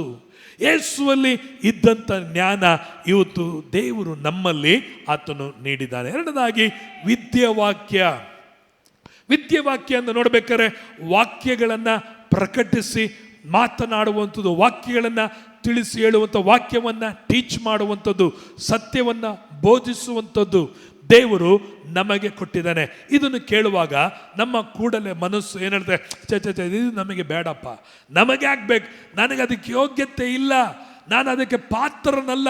ಅದೆಲ್ಲ ಮಾಡಬೇಕಾದ್ರೆ PhD, ಬೈಬಲಲ್ಲಿ PhD ಮಾಡಿರ್ಬೇಕು, ಪ್ರಾರ್ಥನೆಯಲ್ಲಿ PhD ಮಾಡಿರ್ಬೇಕು, ಭಕ್ತಿಲಿ PhD ಮಾಡಿರ್ಬೇಕು, ಒಳ್ಳೆಯರಾಗಿರ್ಬೇಕಾದ್ರೆ ನಮ್ಮಿಂದ ಸಾಧ್ಯ ಇಲ್ಲ ಎಂಬುದಾಗಿ ಅನೇಕ ವೇಳೆಗಳಲ್ಲಿ ದೇವರು ಕೊಟ್ಟಿರುವ ವರಗಳನ್ನು ನಾವು ಈ ರೀತಿಯಾಗಿ ಎಣಿಸುವಂಥವರಾಗಿ ಕಾಣಲ್ಪಡ್ತೇವೆ. 9ನೇ ವಚನ ನೋಡುತ್ತೇವೆ, ಎರಡು ವರಗಳು ನೋಡಿದ್ವಿ. 9ನೇ ವಚನದಲ್ಲಿ ಒಬ್ಬನಿಗೆ ಆ ಆತ್ಮನಿಂದಲೇ, ಯಾವ ಆತ್ಮನಿಂದಲೇ? ನಮ್ಮ ಒಳಗಿರುವ ಪವಿತ್ರಾತ್ಮನಿಂದಲೇ, ನಮ್ಮ ಒಳಗೆ ವಾಸವಾಗಿರುವ ಪವಿತ್ರಾತ್ಮನಿಂದಲೇ ನಂಬಿಕೆಯು, ಫೇತ್, ನಂಬಿಕೆ ಎಂಬ ವರವನ್ನು ದೇವರು ನಮಗೆ ಆತನು ಕೊಟ್ಟಿದ್ದಾನೆ. ನಂಬಿಕೆ ಎಂಬ ವರ ಇದು ನಮಗಾಗಿ ಅದ್ಭುತಗಳನ್ನು ನಿರೀಕ್ಷಿಸುವಂಥ ನಂಬಿಕೆ. ಎರಡನೇದಾಗಿ ಮತ್ತೊಬ್ಬರಿಗೆ ಅದ್ಭುತಗಳನ್ನು ಮಾಡುವಂಥ, ನಿಮ್ಮ ಮೂಲಕವಾಗಿ ಅದ್ಭುತಗಳನ್ನು ನಡೆಸುವಂಥ ನಂಬಿಕೆ ಎಂಬ ವರವನ್ನು ದೇವರು ನಮಗೆ ಕೊಟ್ಟಿದ್ದಾನೆ. 4ನೇದಾಗಿ ನೋಡುತ್ತೇವೆ, ಒಬ್ಬನಿಗೆ ಆ ಒಬ್ಬ ಆತ್ಮನಿಂದಲೇ ನಾನಾ ರೋಗ ಅಲ್ಲ, ನಾನಾ ರೋಗಗಳನ್ನು ವಾಸಿ ಮಾಡುವ ವರ. ಎಲ್ಲರೂ ಹೇಳ್ರಿ, ವಾಸಿ ಮಾಡುವ ವರ. ವಾಸಿ ಆಗ್ಬಹುದು, ಏನು? ವಾಸಿ ಆಗ್ಬಹುದು, ನಡೆದರೆ ನಡಿಬಹುದು, ಇಲ್ಲ ಅಂದರೆ ಬಿಟ್ಬಿಡ್ರಿ ಅಲ್ಲ, ವಾಸಿ ಮಾಡುವ ವರ. ಎಂಥ ವರ? ವಾಸಿ ಮಾಡುವ ವರ. ಈಗ ನಮ್ಮಲ್ಲಿ ಸಹ ಅನೇಕರು ಯೇಸುನ ನಂಬಿದಾಗ ನಮಗಿದ್ದಂಥ ರೋಗಗಳನ್ನು ಯೇಸು ವಾಸಿ ಮಾಡಿದನು ಅಂತ ಹೇಳೋರು ಮಾತ್ರ ಒಂದು ಅಲ್ಲೇಲು ಹೇಳೋಣವಾ? ಹಾಗಾದರೆ ನಿಮಗೆ ವಾಸಿ ಮಾಡಿದ್ದು ಯಾವುದು? ಕರ್ತನ ಕೃಪೆ ಉಳ್ಳವರು. ಸೇವಕರು ಕೈ ಇಟ್ಟು ಪ್ರಾರ್ಥನೆ ಮಾಡುವಾಗಲೋ ಅಥವಾ ಯಾರಾದರೂ ವಿಶ್ವಾಸಿ ನಿಮಗಾಗಿ ಎಣ್ಣೆ ಹಚ್ಚಿ ಪ್ರಾರ್ಥನೆ ಮಾಡಿದ ಮೂಲಕವಾಗಿನೋ ರೋಗವನ್ನು ದೇವರೇನು ಮಾಡಿದ್ರು? ವಾಸಿಯನ್ನ ಮಾಡಿದ್ದಾರೆ. ಅನೇಕ ವೇಳೆಗಳಲ್ಲಿ ನೀವೇ ಮತ್ತೊಬ್ಬರಿಗೆ ಯಾರಿಗೂ ಪ್ರಾರ್ಥನೆ ಮಾಡಿರ್ತೀರಾ, ಅವ್ರಿಗಾಗಿ ಎಣ್ಣೆ ಹಚ್ಚಿ ಪ್ರಾರ್ಥಿಸ್ತೀರಾ, ಎಣ್ಣೆ ಪ್ರಾರ್ಥನೆ ಮಾಡಿ ಕೊಟ್ಟಿರ್ತೀರಾ. ಮುಂದಿನ ವಾರದಲ್ಲಿ ಮಾರದಿನ ಕೇಳಬೇಕಾದ್ರೆ ನೀವು ಪ್ರಾರ್ಥನೆ ಮಾಡಿದ ಮೇಲೆ ನನಗೆ ಚೆನ್ನಾಗಾಯಿತು, ಸುಮಾರಾಯಿತು ಎಂಬುದಾಗಿ ಅನೇಕರು ಸಾಕ್ಷಿಗಳನ್ನು ಹೇಳಿರುವುದನ್ನು ನೀವು ಕೇಳಿರ್ತೀರಿ. ನೀವು ಪ್ರಾರ್ಥನೆ ಮಾಡಿ ಬಂದು ಹೋದ ಮೇಲೆ ನಮಗೆ ಬದಲಾವಣೆ ಆಯಿತು, ನೀವು ಪ್ರಾರ್ಥನೆ ಮಾಡೋದು ಹೋದ್ಮೇಲೆ ನಾವು ಡಿಸ್ಚಾರ್ಜ್ ಆದ್ವಿ, ಪ್ರಾರ್ಥನೆ ಆದಮೇಲೆ ನನಗೆ ರೋಗ ಇಲ್ಲ, ಇವತ್ತು ನಾನು ಚೆನ್ನಾಗಿದ್ದೀನಿ ಎಂಬುದಾಗಿ ನಿಮ್ಮ ವಿಷಯದಲ್ಲಿ ಅನೇಕರು ಏನು ಹೇಳಿರ್ಬೋದು? ಸಾಕ್ಷಿಗಳನ್ನು ಹೇಳಿರ್ಬೋದು. ಹಾಗಾದರೆ ನೀನು ತಿಳ್ಕೊಳ್ಬೇಕಾಗಿರೋದು ಏನಂದರೆ, ನನ್ನ ಒಳಗಡೆ ದೇವರು ಏನಿಟ್ಟಿದ್ದಾನೆ? ನಾನಾ ರೋಗವನ್ನಲ್ಲ, ನಾನಾ ರೋಗಗಳನ್ನು ವಾಸಿ ಮಾಡಿದಾನೆ. ಒಂದು ವೇಳೆ ಯಾರಿಗೂ ಬಹಳ ತಲೆನೋವಿತ್ತು, ನೀವು ಪ್ರಾರ್ಥನೆ ಮಾಡಿದಿರಿ, ನೀವೇನು ಮಾಡಬೇಕು? ತಲೆನೋವು ಮಾಡಿದ ಪ್ರಾರ್ಥನೆ ಆಗಿದೆ. ಬರೀ ತಲೆನೋವು ಮಾತ್ರ ಅಲ್ಲ, ದೇವರು ನಿನಗೆ ವರವನ್ನು ಕೊಟ್ಟಿರೋದು, ನಿನಗೆ ಕ್ಯಾನ್ಸರ್ನ ರೋಗಗಳಿಗಾಗಿ ಪ್ರಾರ್ಥನೆ ಮಾಡುವಾಗಲೂ ವಾಸಿಯಾಗುವಂಥ ವರಗಳನ್ನು ಕೊಟ್ಟಿರುತ್ತಾನೆ. ಏಡ್ಸ್ ಕಾಯಿಲೆಗಳಿಗಾಗಿ ಪ್ರಾರ್ಥನೆ ಮಾಡುವಾಗಲೂ ವಾಸಿಯಾಗುವಂಥ ವರಗಳನ್ನು ಕೊಟ್ಟಿದ್ದಾನೆ. ತಲೆನೋವು ವಾಸಿಯಾಗಿರುವುದಾದರೆ ಏಡ್ಸ್ ಕಾಯಿಲೆಗಳು ವಾಸಿಯಾಗುತ್ತದೆ. ಏಡ್ಸ್ ಕಾಯಿಲೆ ವಾಸವಾಗಿರುವುದಾದರೆ TB ಕಾಯಿಲೆಗಳು ವಾಸಿಯಾಗಿರುತ್ತದೆ. TB ಕಾಯಿಲೆ ವಾಸಿಯಾಗಿರುವುದಾದರೆ ಕ್ಯಾನ್ಸರ್ ಕಾಯಿಲೆಗಳು ನೀನು ಪ್ರಾರ್ಥನೆ ಮಾಡುವಾಗ ಏನಾಗುತ್ತೆ? ವಾಸಿ ಆಗುವಂಥದ್ದಾಗಿದೆ. ಅದಕ್ಕೆ ನನಗೆ ತಲೆನೋವು ಬಂದೆ ಮಾತ್ರ ಪ್ರಾರ್ಥನೆ, ಸಣ್ಣ ಕಾಯಿಲೆಗಳಿಗೆ, ಸಣ್ಣ ರೋಗಗಳಿಗೆ ಪ್ರಾರ್ಥನೆ ಮಾಡಬಹುದು, ಅಷ್ಟೇ ನನ್ನ ಕೆಪಾಸಿಟಿ. ಇಲ್ಲ, ನಿನ್ನ ಕೆಪಾಸಿಟಿ ಅಲ್ಲ, ಪರಲೋಕದ ವರದ ಕೆಪಾಸಿಟಿ, ಪರಲೋಕದ ಪವಿತ್ರಾತ್ಮನ ವರ. ಅದು ಎಲ್ಲ ರೋಗಗಳನ್ನ, ಎಲ್ಲ ವ್ಯಾಧಿಗಳನ್ನ, ಎಲ್ಲ ಬೇನೆಗಳನ್ನ, ಎಲ್ಲ ತರವಾದಂಥ ರೋಗಗಳನ್ನು ವಾಸಿ ಮಾಡುವ ವರವು ನಿನ್ನಲ್ಲಿ ವಾಸವಾಗಿದೆ. ಒಂದು ಸಾರಿ ವಾಸವಾಗಿದ್ದು 10 ತಿಂಗಳಾದ ಮೇಲೂ ಸಹ ಅದು ಏನಾಗಲ್ಲ, ಅದು ಎಕ್ಸ್ಪೈರಿ ಡೇಟ್ ಆಗಲ್ಲ. 10 ವರ್ಷ ಆದರೂ ಎಕ್ಸ್ಪೈರಿ ಡೇಟ್ ಆಗಲ್ಲ. ಒಂದು ಸಾರಿ ದೇವರು ನಿನಗೆ ವರ ಕೊಟ್ಟರೆ ಅದು ಎಕ್ಸ್ಪೈರಿ ಆಗಲ್ಲ, ಅದು ಬಿಟ್ಟು ಹೋಗಲ್ಲ. ಅದು ನಿನ್ನೊಂದಿಗೆ ಸದಾ ಕಾಲ ಆ ವರವನ್ನು ದೇವರಿಟ್ಟಿರ್ತಾನೆ. ದೇವರು ಎಂದಿಗೂ ಅನುಗ್ರಹಿಸಿದ ಅನುಗ್ರಹಗಳನ್ನು, ವರಗಳನ್ನು ಆತನು ವಾಪಸ್ ತೆಗೆದುಕೊಳ್ಳಲಿಕ್ಕೆ ಗೊತ್ತಿಲ್ಲ, ಕೊಡಲಿಕ್ಕೆ ಮಾತ್ರವೇ ಆತನಿಗೆ ಗೊತ್ತು. ಹಲ್ಲೆಲೂಯಾ. ಆತನಿಗೆ ತಗೊಳ್ಳೋಕೆ ಗೊತ್ತಿಲ್ಲ, ಕೊಡೋಕ್ಕೆ ಮಾತ್ರವೇ ಆತನಿಗೆ ಹೊಂದಿದವನಾಗಿ ಕಾಣಪಡ್ತಾನೆ. ನಂತರ 10ನೇ ವಚನ ನೋಡ್ತೇವೆ, ಒಬ್ಬನಿಗೆ ಮಹತ್ವಗಳನ್ನು ನಡೆಸುವವರ. ಸಭೆ ಎಲ್ಲರೂ ಚೆನ್ನಾಗಿ ತಿಳಿದು, ಒಬ್ಬನಿಗೆ ಮಹತ್ವಗಳನ್ನು, ಅತಿಶಯವಾದ ಕಾರ್ಯಗಳನ್ನು ನಡೆಸುವಂಥ ವರಗಳನ್ನು ಕೊಡುತ್ತೆ. ಮಹತ್ವದ ಕಾರ್ಯಗಳೆಂದರೆ ಏನು? ಮೋಶೆ ಆತನು ಕೋಲನ್ನು ಚಾಚಿದಾಗ ಸಮುದ್ರವು 2 ವಿಭಾಗವಾಯಿತು. ಯೋರ್ದಾನ್ ನದಿಗೆ ಕಾಲಿಟ್ಟಾಗ ಅಲ್ಲಿ ಯೋರ್ದಾನ ವಿಭಾಗವಾಯಿತು. ಹಾಗಾದರೆ ಮಹತ್ವಗಳು. ಯೆಹೋಶುವ ಆತನು ಸೂರ್ಯ ನೋಡಿ ಮಾತಾಡಿದ್ರೆ, ಸೂರ್ಯ ಮುಳುಗಬೇಡ, ನಿಂತ್ಕೋ. ಮಹತ್ವದ ಕಾರ್ಯಗಳು. ಮಳೆ ಬಾ ಅಂತ ಪ್ರಾರ್ಥಿಸುವಾಗ ಮಳೆ ಬರುವಂಥದ್ದು ಮಹತ್ವದ ಕಾರ್ಯಗಳು. ಮಳೆ ಬರಲ್ಲ ಅಂತ ಪ್ರಾರ್ಥಿಸುವಾಗ ಮಹತ್ವದ ಕಾರ್ಯಗಳು ನಡೆಯುವಂಥದ್ದಾಗಿರ್ತದೆ. ಪ್ರಿಯರೇ, ಈಗ ನೀವು ಮಹತ್ವದ ಕಾರ್ಯಗಳನ್ನು ನಡೆಸುವಂಥ ಅಧಿಕಾರವನ್ನು, ಪವರನ್ನು, ವರವನ್ನು ನಾವು ಹೊಂದಿದ್ದೇವೆ. ನಿನ್ನ ಬಾಯಿನ ಅರಿಕೆ ಮಾಡು. ಬಾಯಿಂದ ತೆರೆಯುವಾಗ ಬೆಟ್ಟವನ್ನು ನೋಡಿ ಮಾತನಾಡ್ರಿ, ಅದು ಕಿತ್ತುಕೊಂಡು ಹೋಗಿ ಸಮುದ್ರದಲ್ಲಿ ಬೀಳುತ್ತದೆ. ಅದು ಮಹತ್ವದ ಕಾರ್ಯ. ನಿನ್ನ ಮುಂದೆ ಇರುವಂಥ ಬೆಟ್ಟ ಯಾವುದು? ನಿನ್ನ ಮುಂದೆ ಇರುವಂಥ ಗುಡ್ಡ ಯಾವುದು? ನಿನ್ನ ಮುಂದೆ ಇರುವಂಥ ಹೋರಾಟಗಳು ಯಾವುದು? ಮಹತ್ವಗಳು ನಿನಗೆ ನಡೆಯುವಂಥದ್ದಾಗಿದೆ. ಅನೇಕರು ನಿನ್ನತ್ತ ಬಂದು ಪ್ರಾಬ್ಲಮ್ ಹೇಳ್ಕೊಳ್ತಾರೆ, ಸಮಸ್ಯೆಗಳು ಹೇಳ್ತಾರೆ. ನನಗೆ ಈ ಪ್ರಾಬ್ಲಮ್ ಇದೆ, ನನಗೆ ಆ ಪ್ರಾಬ್ಲಮ್ ಇದೆ, ನನಗೆ ಈ ಸಮಸ್ಯೆಗಳಿದೆ, ಏನು ಮಾಡಬೇಕಂತ ಗೊತ್ತಿಲ್ಲ. ನಾವು ಅವ್ರಿಗೆ ಹೇಳಬೇಕು, ನಿನ್ನ ಪ್ರಾಬ್ಲಮ್ ಸಾಲ್ವ್ ಮಾಡೋ ವರ ನನ್ನ ಹತ್ರ ಇದೆ. ಹಲ್ಲೆಲೂಯಾ. ಏನು ಹೇಳಬೇಕು? ನಿನ್ನ ಪ್ರಾಬ್ಲಮನ್ನು ಸಾಲ್ವ್ ಮಾಡೋ ವರ ನನ್ನ ಹತ್ರ ಇದೆ, ಬಾ, ನಾನು ನಿನಗಾಗಿ ಪ್ರಾರ್ಥಿಸುತ್ತೇನೆ ಎಂಬುದಾಗಿ ಹೇಳಿ ಅವನಿಗಾಗಿ ಪ್ರಾರ್ಥನೆ ಮಾಡ್ರಿ. ನಾಹಮೋನ್ ಕುಷ್ಠರೋಗಿ ವಾಸಿ ಆಗ್ತಾನೆ ಇಸ್ರೇಲ್ ದೇಶದಲ್ಲಿ ಎಂಬುದಾಗಿ ಒಂದು ಸಣ್ಣ ಹುಡುಗಿ ಹೇಳಿದಾಗ, ಆ ನಾಹಮೋನ್ ಕುಷ್ಠರೋಗಿಗೆ ರಾಜನು ಬರೆದು ಕೊಡ್ತಾನೆ. ಅಲ್ಲಿರುವ ರಾಜನಿಗೆ, ನನ್ನ ಸೇನಾಧಿಪತಿ ಬರ್ತಾ ಇದ್ದಾನೆ, ಇವನಿಗೆ ಕುಷ್ಠರೋಗ ಇದೆ, ನೀನು ಇವನನ್ನು ವಾಸಿ ಮಾಡು ಎಂಬುದಾಗಿ. ಆ ನಾಮನ್ ತಗೊಂಡೋಗಿ ರಾಜನಿಗೆ ಕೊಡ್ತಾನೆ, ಇಸ್ರೇಲ್ ರಾಜನಿಗೆ. ಅವನು ಓದ್ಬಿಟ್ಟು ಅಳ್ತಾನೆ, ಅಯ್ಯೋ, ನನ್ನ ಹತ್ರ ಗುಣಪಡಿಸುವ ಮಹತ್ವಗಳನ್ನು ಮಾಡುವ ವರ ನನ್ನ ಹತ್ರ ಇದೆಯಾ? ಇಲ್ವಲ್ಲ. ಅಯ್ಯೋ, ಈ ರಾಜ ಕಾಲ್ ಕರ್ಕೊಂಡು ನನ್ನ ಮೇಲೆ ಯುದ್ಧಕ್ಕೆ ಬರಲಿಕ್ಕಾಗಿ ಈ ಥರ ಮಾಡ್ತಾ ಇದ್ದಾನೆ ಅಂತೇಳಿ ಅವನು ಗೋಳಾಡುವಾಗ ಅದೇ ಊರಿನಲ್ಲಿ ದೇವ ಮನುಷ್ಯನಾಗಿರುವ ಎಲೀಷನು ಹೇಳಿ ಕಳಿಸ್ತಾನೆ, ಅವನನ್ನು ನನ್ನ ಹತ್ರ ಕಳಿಸು, ಅವನನ್ನು ನನ್ನ ಹತ್ರ ಕಳಿಸು, ಅವನಿಗೆ ಪರಿಹಾರ ನನ್ನ ಹತ್ರ ಇದೆ, ನನ್ನ ಹತ್ರ ಪರ್ಯಾಯ ಇದೆ, ಆತನ ನನ್ನ ಹತ್ರ ಬರಮಾಡು, ನನ್ನ ಹತ್ರ ಕಳಿಸು ಅಂತ ಹೇಳ್ಕೊಂಡಿದ್ದಾನೆ. ಆ ನಾಮನ್ ಕುಷ್ಠರೋಗಿ ಅವನ ಹತ್ರ ಬಂದಾಗ ಅವನಿಗಿದ್ದ ಕುಷ್ಠ ವಾಸಿಯಾಗಿ ಆತನು ಹಸುಗೂಸುವಂತೆ ವಾಪಸ್ ತನ್ನ ಊರಿಗೆ ಹಿಂತಿರುಗಿ ಹೋದ. ಪ್ರೇರೆ, ಲೋಕದ ಪ್ರಾಬ್ಲಮ್ಸ್ಗಳು ಒತ್ತುಕೊಂಡವರು ಅನೇಕರಿದ್ದಾರೆ. ಪ್ರಾಬ್ಲಮ್ ಇಲ್ಲದ ಮನೆಗಳು ಇಲ್ಲ, ಹೋರಾಟಗಳು ಇಲ್ಲದಂಥ ಮನೆಗಳು ಇಲ್ಲ, ಕಣ್ಣೀರು ಇಲ್ಲದಂಥ ಮನೆಗಳು ಇಲ್ಲ, ರೋಗ ಇಲ್ಲದಂಥ ಮನೆಗಳು ಇಲ್ಲ, ಮಾಟ ಮಂತ್ರಗಳಲ್ಲಿ ಸಿಲುಕಿಕೊಂಡಿರುವಂಥ ಮನೆಗಳು ಇಲ್ಲ, ದೆವ್ವಗಳಿಂದ ಪೀಡಿಸಲ್ಪಟ್ಟಂಥ ಕುಟುಂಬಗಳು ಇಲ್ಲದಿರುವುದು ಇಲ್ಲ. ನೀವು ಮನೆಗಳಲ್ಲಿ, ಸ್ನೇಹಿತರುಗಳಲ್ಲಿ, ನಿಮ್ಮ ಬಂಧು ಬಳಗದವರಲ್ಲಿ ಅನೇಕರು ಅನೇಕ ಥರವಾದಂಥ ಸಮಸ್ಯೆಗಳಲ್ಲಿ ಸಿಲುಕಿಕೊಂಡಿದ್ದಾರೆ. ನೀವು ಅವ್ರಿಗೆ ಹೇಳ್ರಿ, ನನ್ನ ಹತ್ರ ಬನ್ರಿ, ಅಥವಾ ನಾನು ನಿನ್ನ ಬರ್ತೇನೆ, ನಾನು ನಿಮಗಾಗಿ ಪ್ರಾರ್ಥನೆ ಮಾಡ್ತೇನೆ, ನಿಮ್ಮ ಸಮಸ್ಯೆಗಳು ನೀಗುತ್ತೆ. ಮಹತ್ ಕಾರ್ಯಗಳು.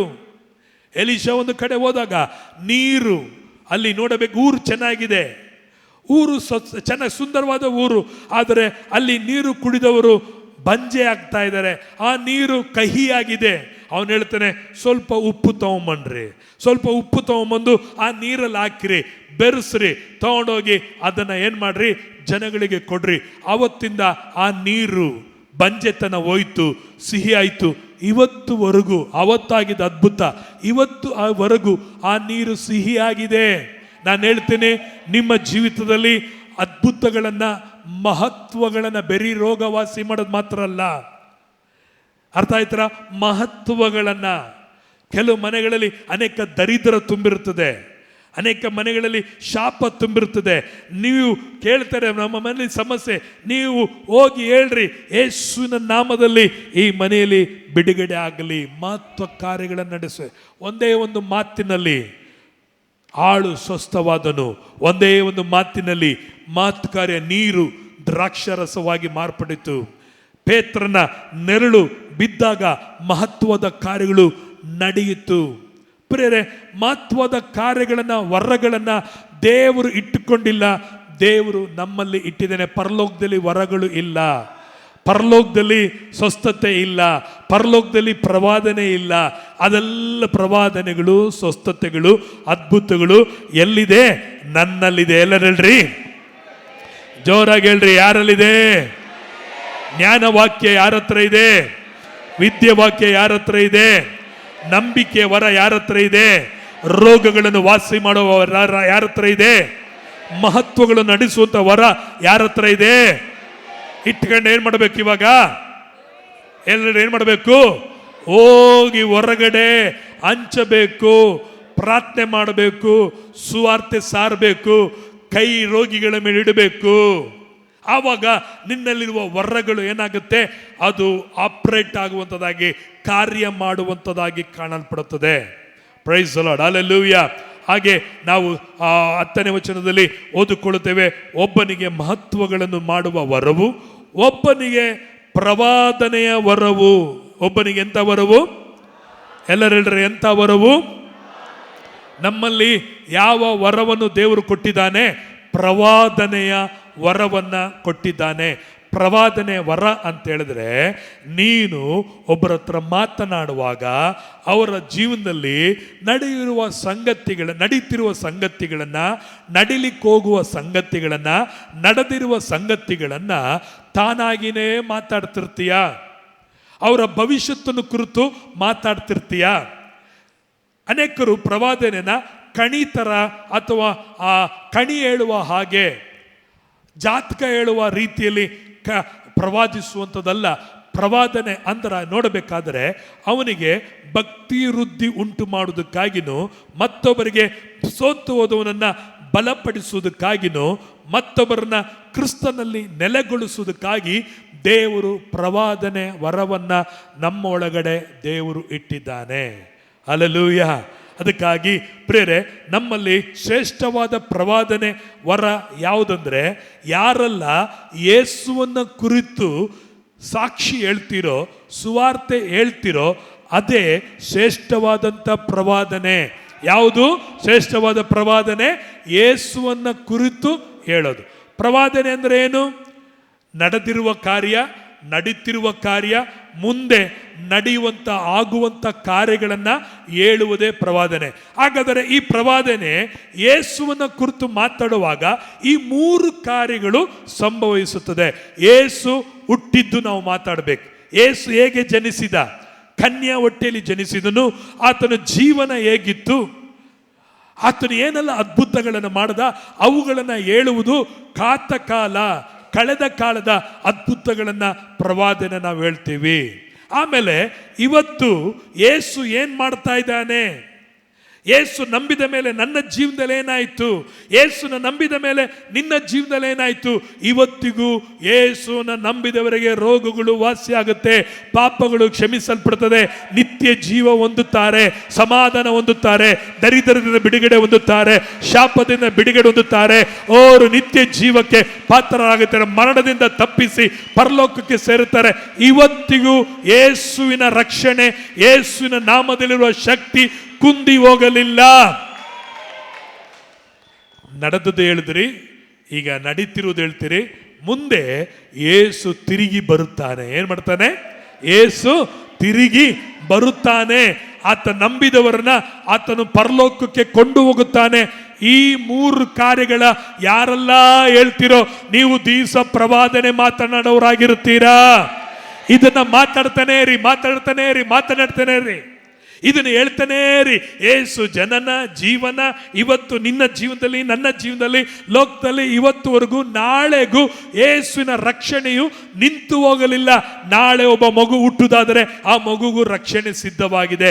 ನಾಳೆ ಈ ಪಟ್ಟಣದಲ್ಲಿ ರಕ್ಷಣೆಯನ್ನು ದೇವರು ಹೊಂದಿಕೊಳ್ಳಲಿಕ್ಕೆ ಅನೇಕರು ಸಿದ್ಧರಾಗಿದ್ದಾರೆ. ಅವರಿಗೂ ರಕ್ಷಣೆಯನ್ನು ಕೊಡುತ್ತಾನೆ. ಏಸು ತಿರುಗಿ ಬರುತ್ತಾನೆ.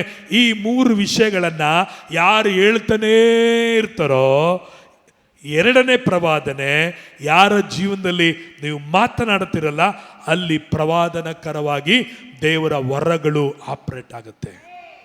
ಅವ್ರು ಹೇಳ್ತಾರೆ, ನೀವು ಕರೆಕ್ಟಾಗಿ ಹೇಳಿದ್ರಿ, ನಿಮಗೆ ಹೆಂಗ್ ಗೊತ್ತಾಯ್ತು? ನಮ್ಮ ಜೀವನದಲ್ಲಿ ಇರೋದು, ನಮ್ಮ ಮನೆಯಲ್ಲಿ ನಡೆದಿದ್ದು, ನಮ್ಮ ಮನೆಯಲ್ಲಿ ಮಾತಾಡಿದ್ದು ನೀವು ಹೆಂಗ್ ಮಾತಾಡಿದ್ರಿ?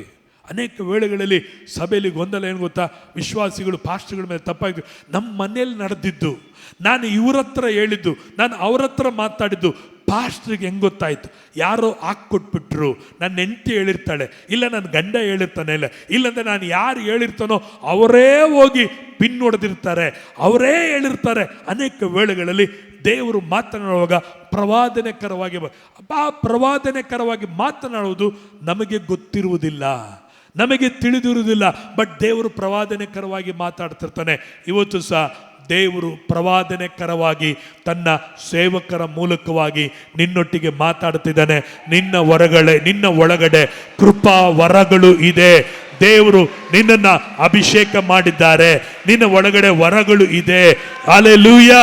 ಪ್ರವಾದನೆ ವರವನ್ನು ದೇವರು ನಿನ್ನ ಒಳಗಡೆ ಇಟ್ಟಿದ್ದಾನೆ. Praise the Lord. ಹಲ್ಲೆಲೂಯಾ. ನಂತರ ಒಬ್ಬನಿಗೆ 10ನೇ ವಚನದಲ್ಲಿ ಒಬ್ಬನಿಗೆ ಸತ್ಯಾತ್ಮಗಳನ್ನ ವಿವೇಚಿಸುವ ವರ. ಒಬ್ಬನಿಗೆ ಎಂತ ವರಂತೆ? ಸತ್ಯಾತ್ಮಗಳನ್ನ ವಿವೇಚಿಸುವ ವರ. ಅರ್ಥ ಮಾಡ್ಕೊಳ್ರಿ, ದೇವರ ವರ ನಮ್ಮಲ್ಲಿ ಇರೋದ್ರಿಂದ ನಮಗೆ ಏನು ಗೊತ್ತಾಗುತ್ತಪ್ಪ ಅಂದ್ರೆ, ಇದು ಸತ್ಯನ, ಇದು ಸುಳ್ಳ, ಇದು ದುರಾತ್ಮನ, ಇದು ದೇವರ ಆತ್ಮನ, ಇವನು ಒಳ್ಳೆ ವ್ಯಕ್ತಿನ, ಇವನು ಕೆಟ್ಟ ವ್ಯಕ್ತಿನ, ಇವನು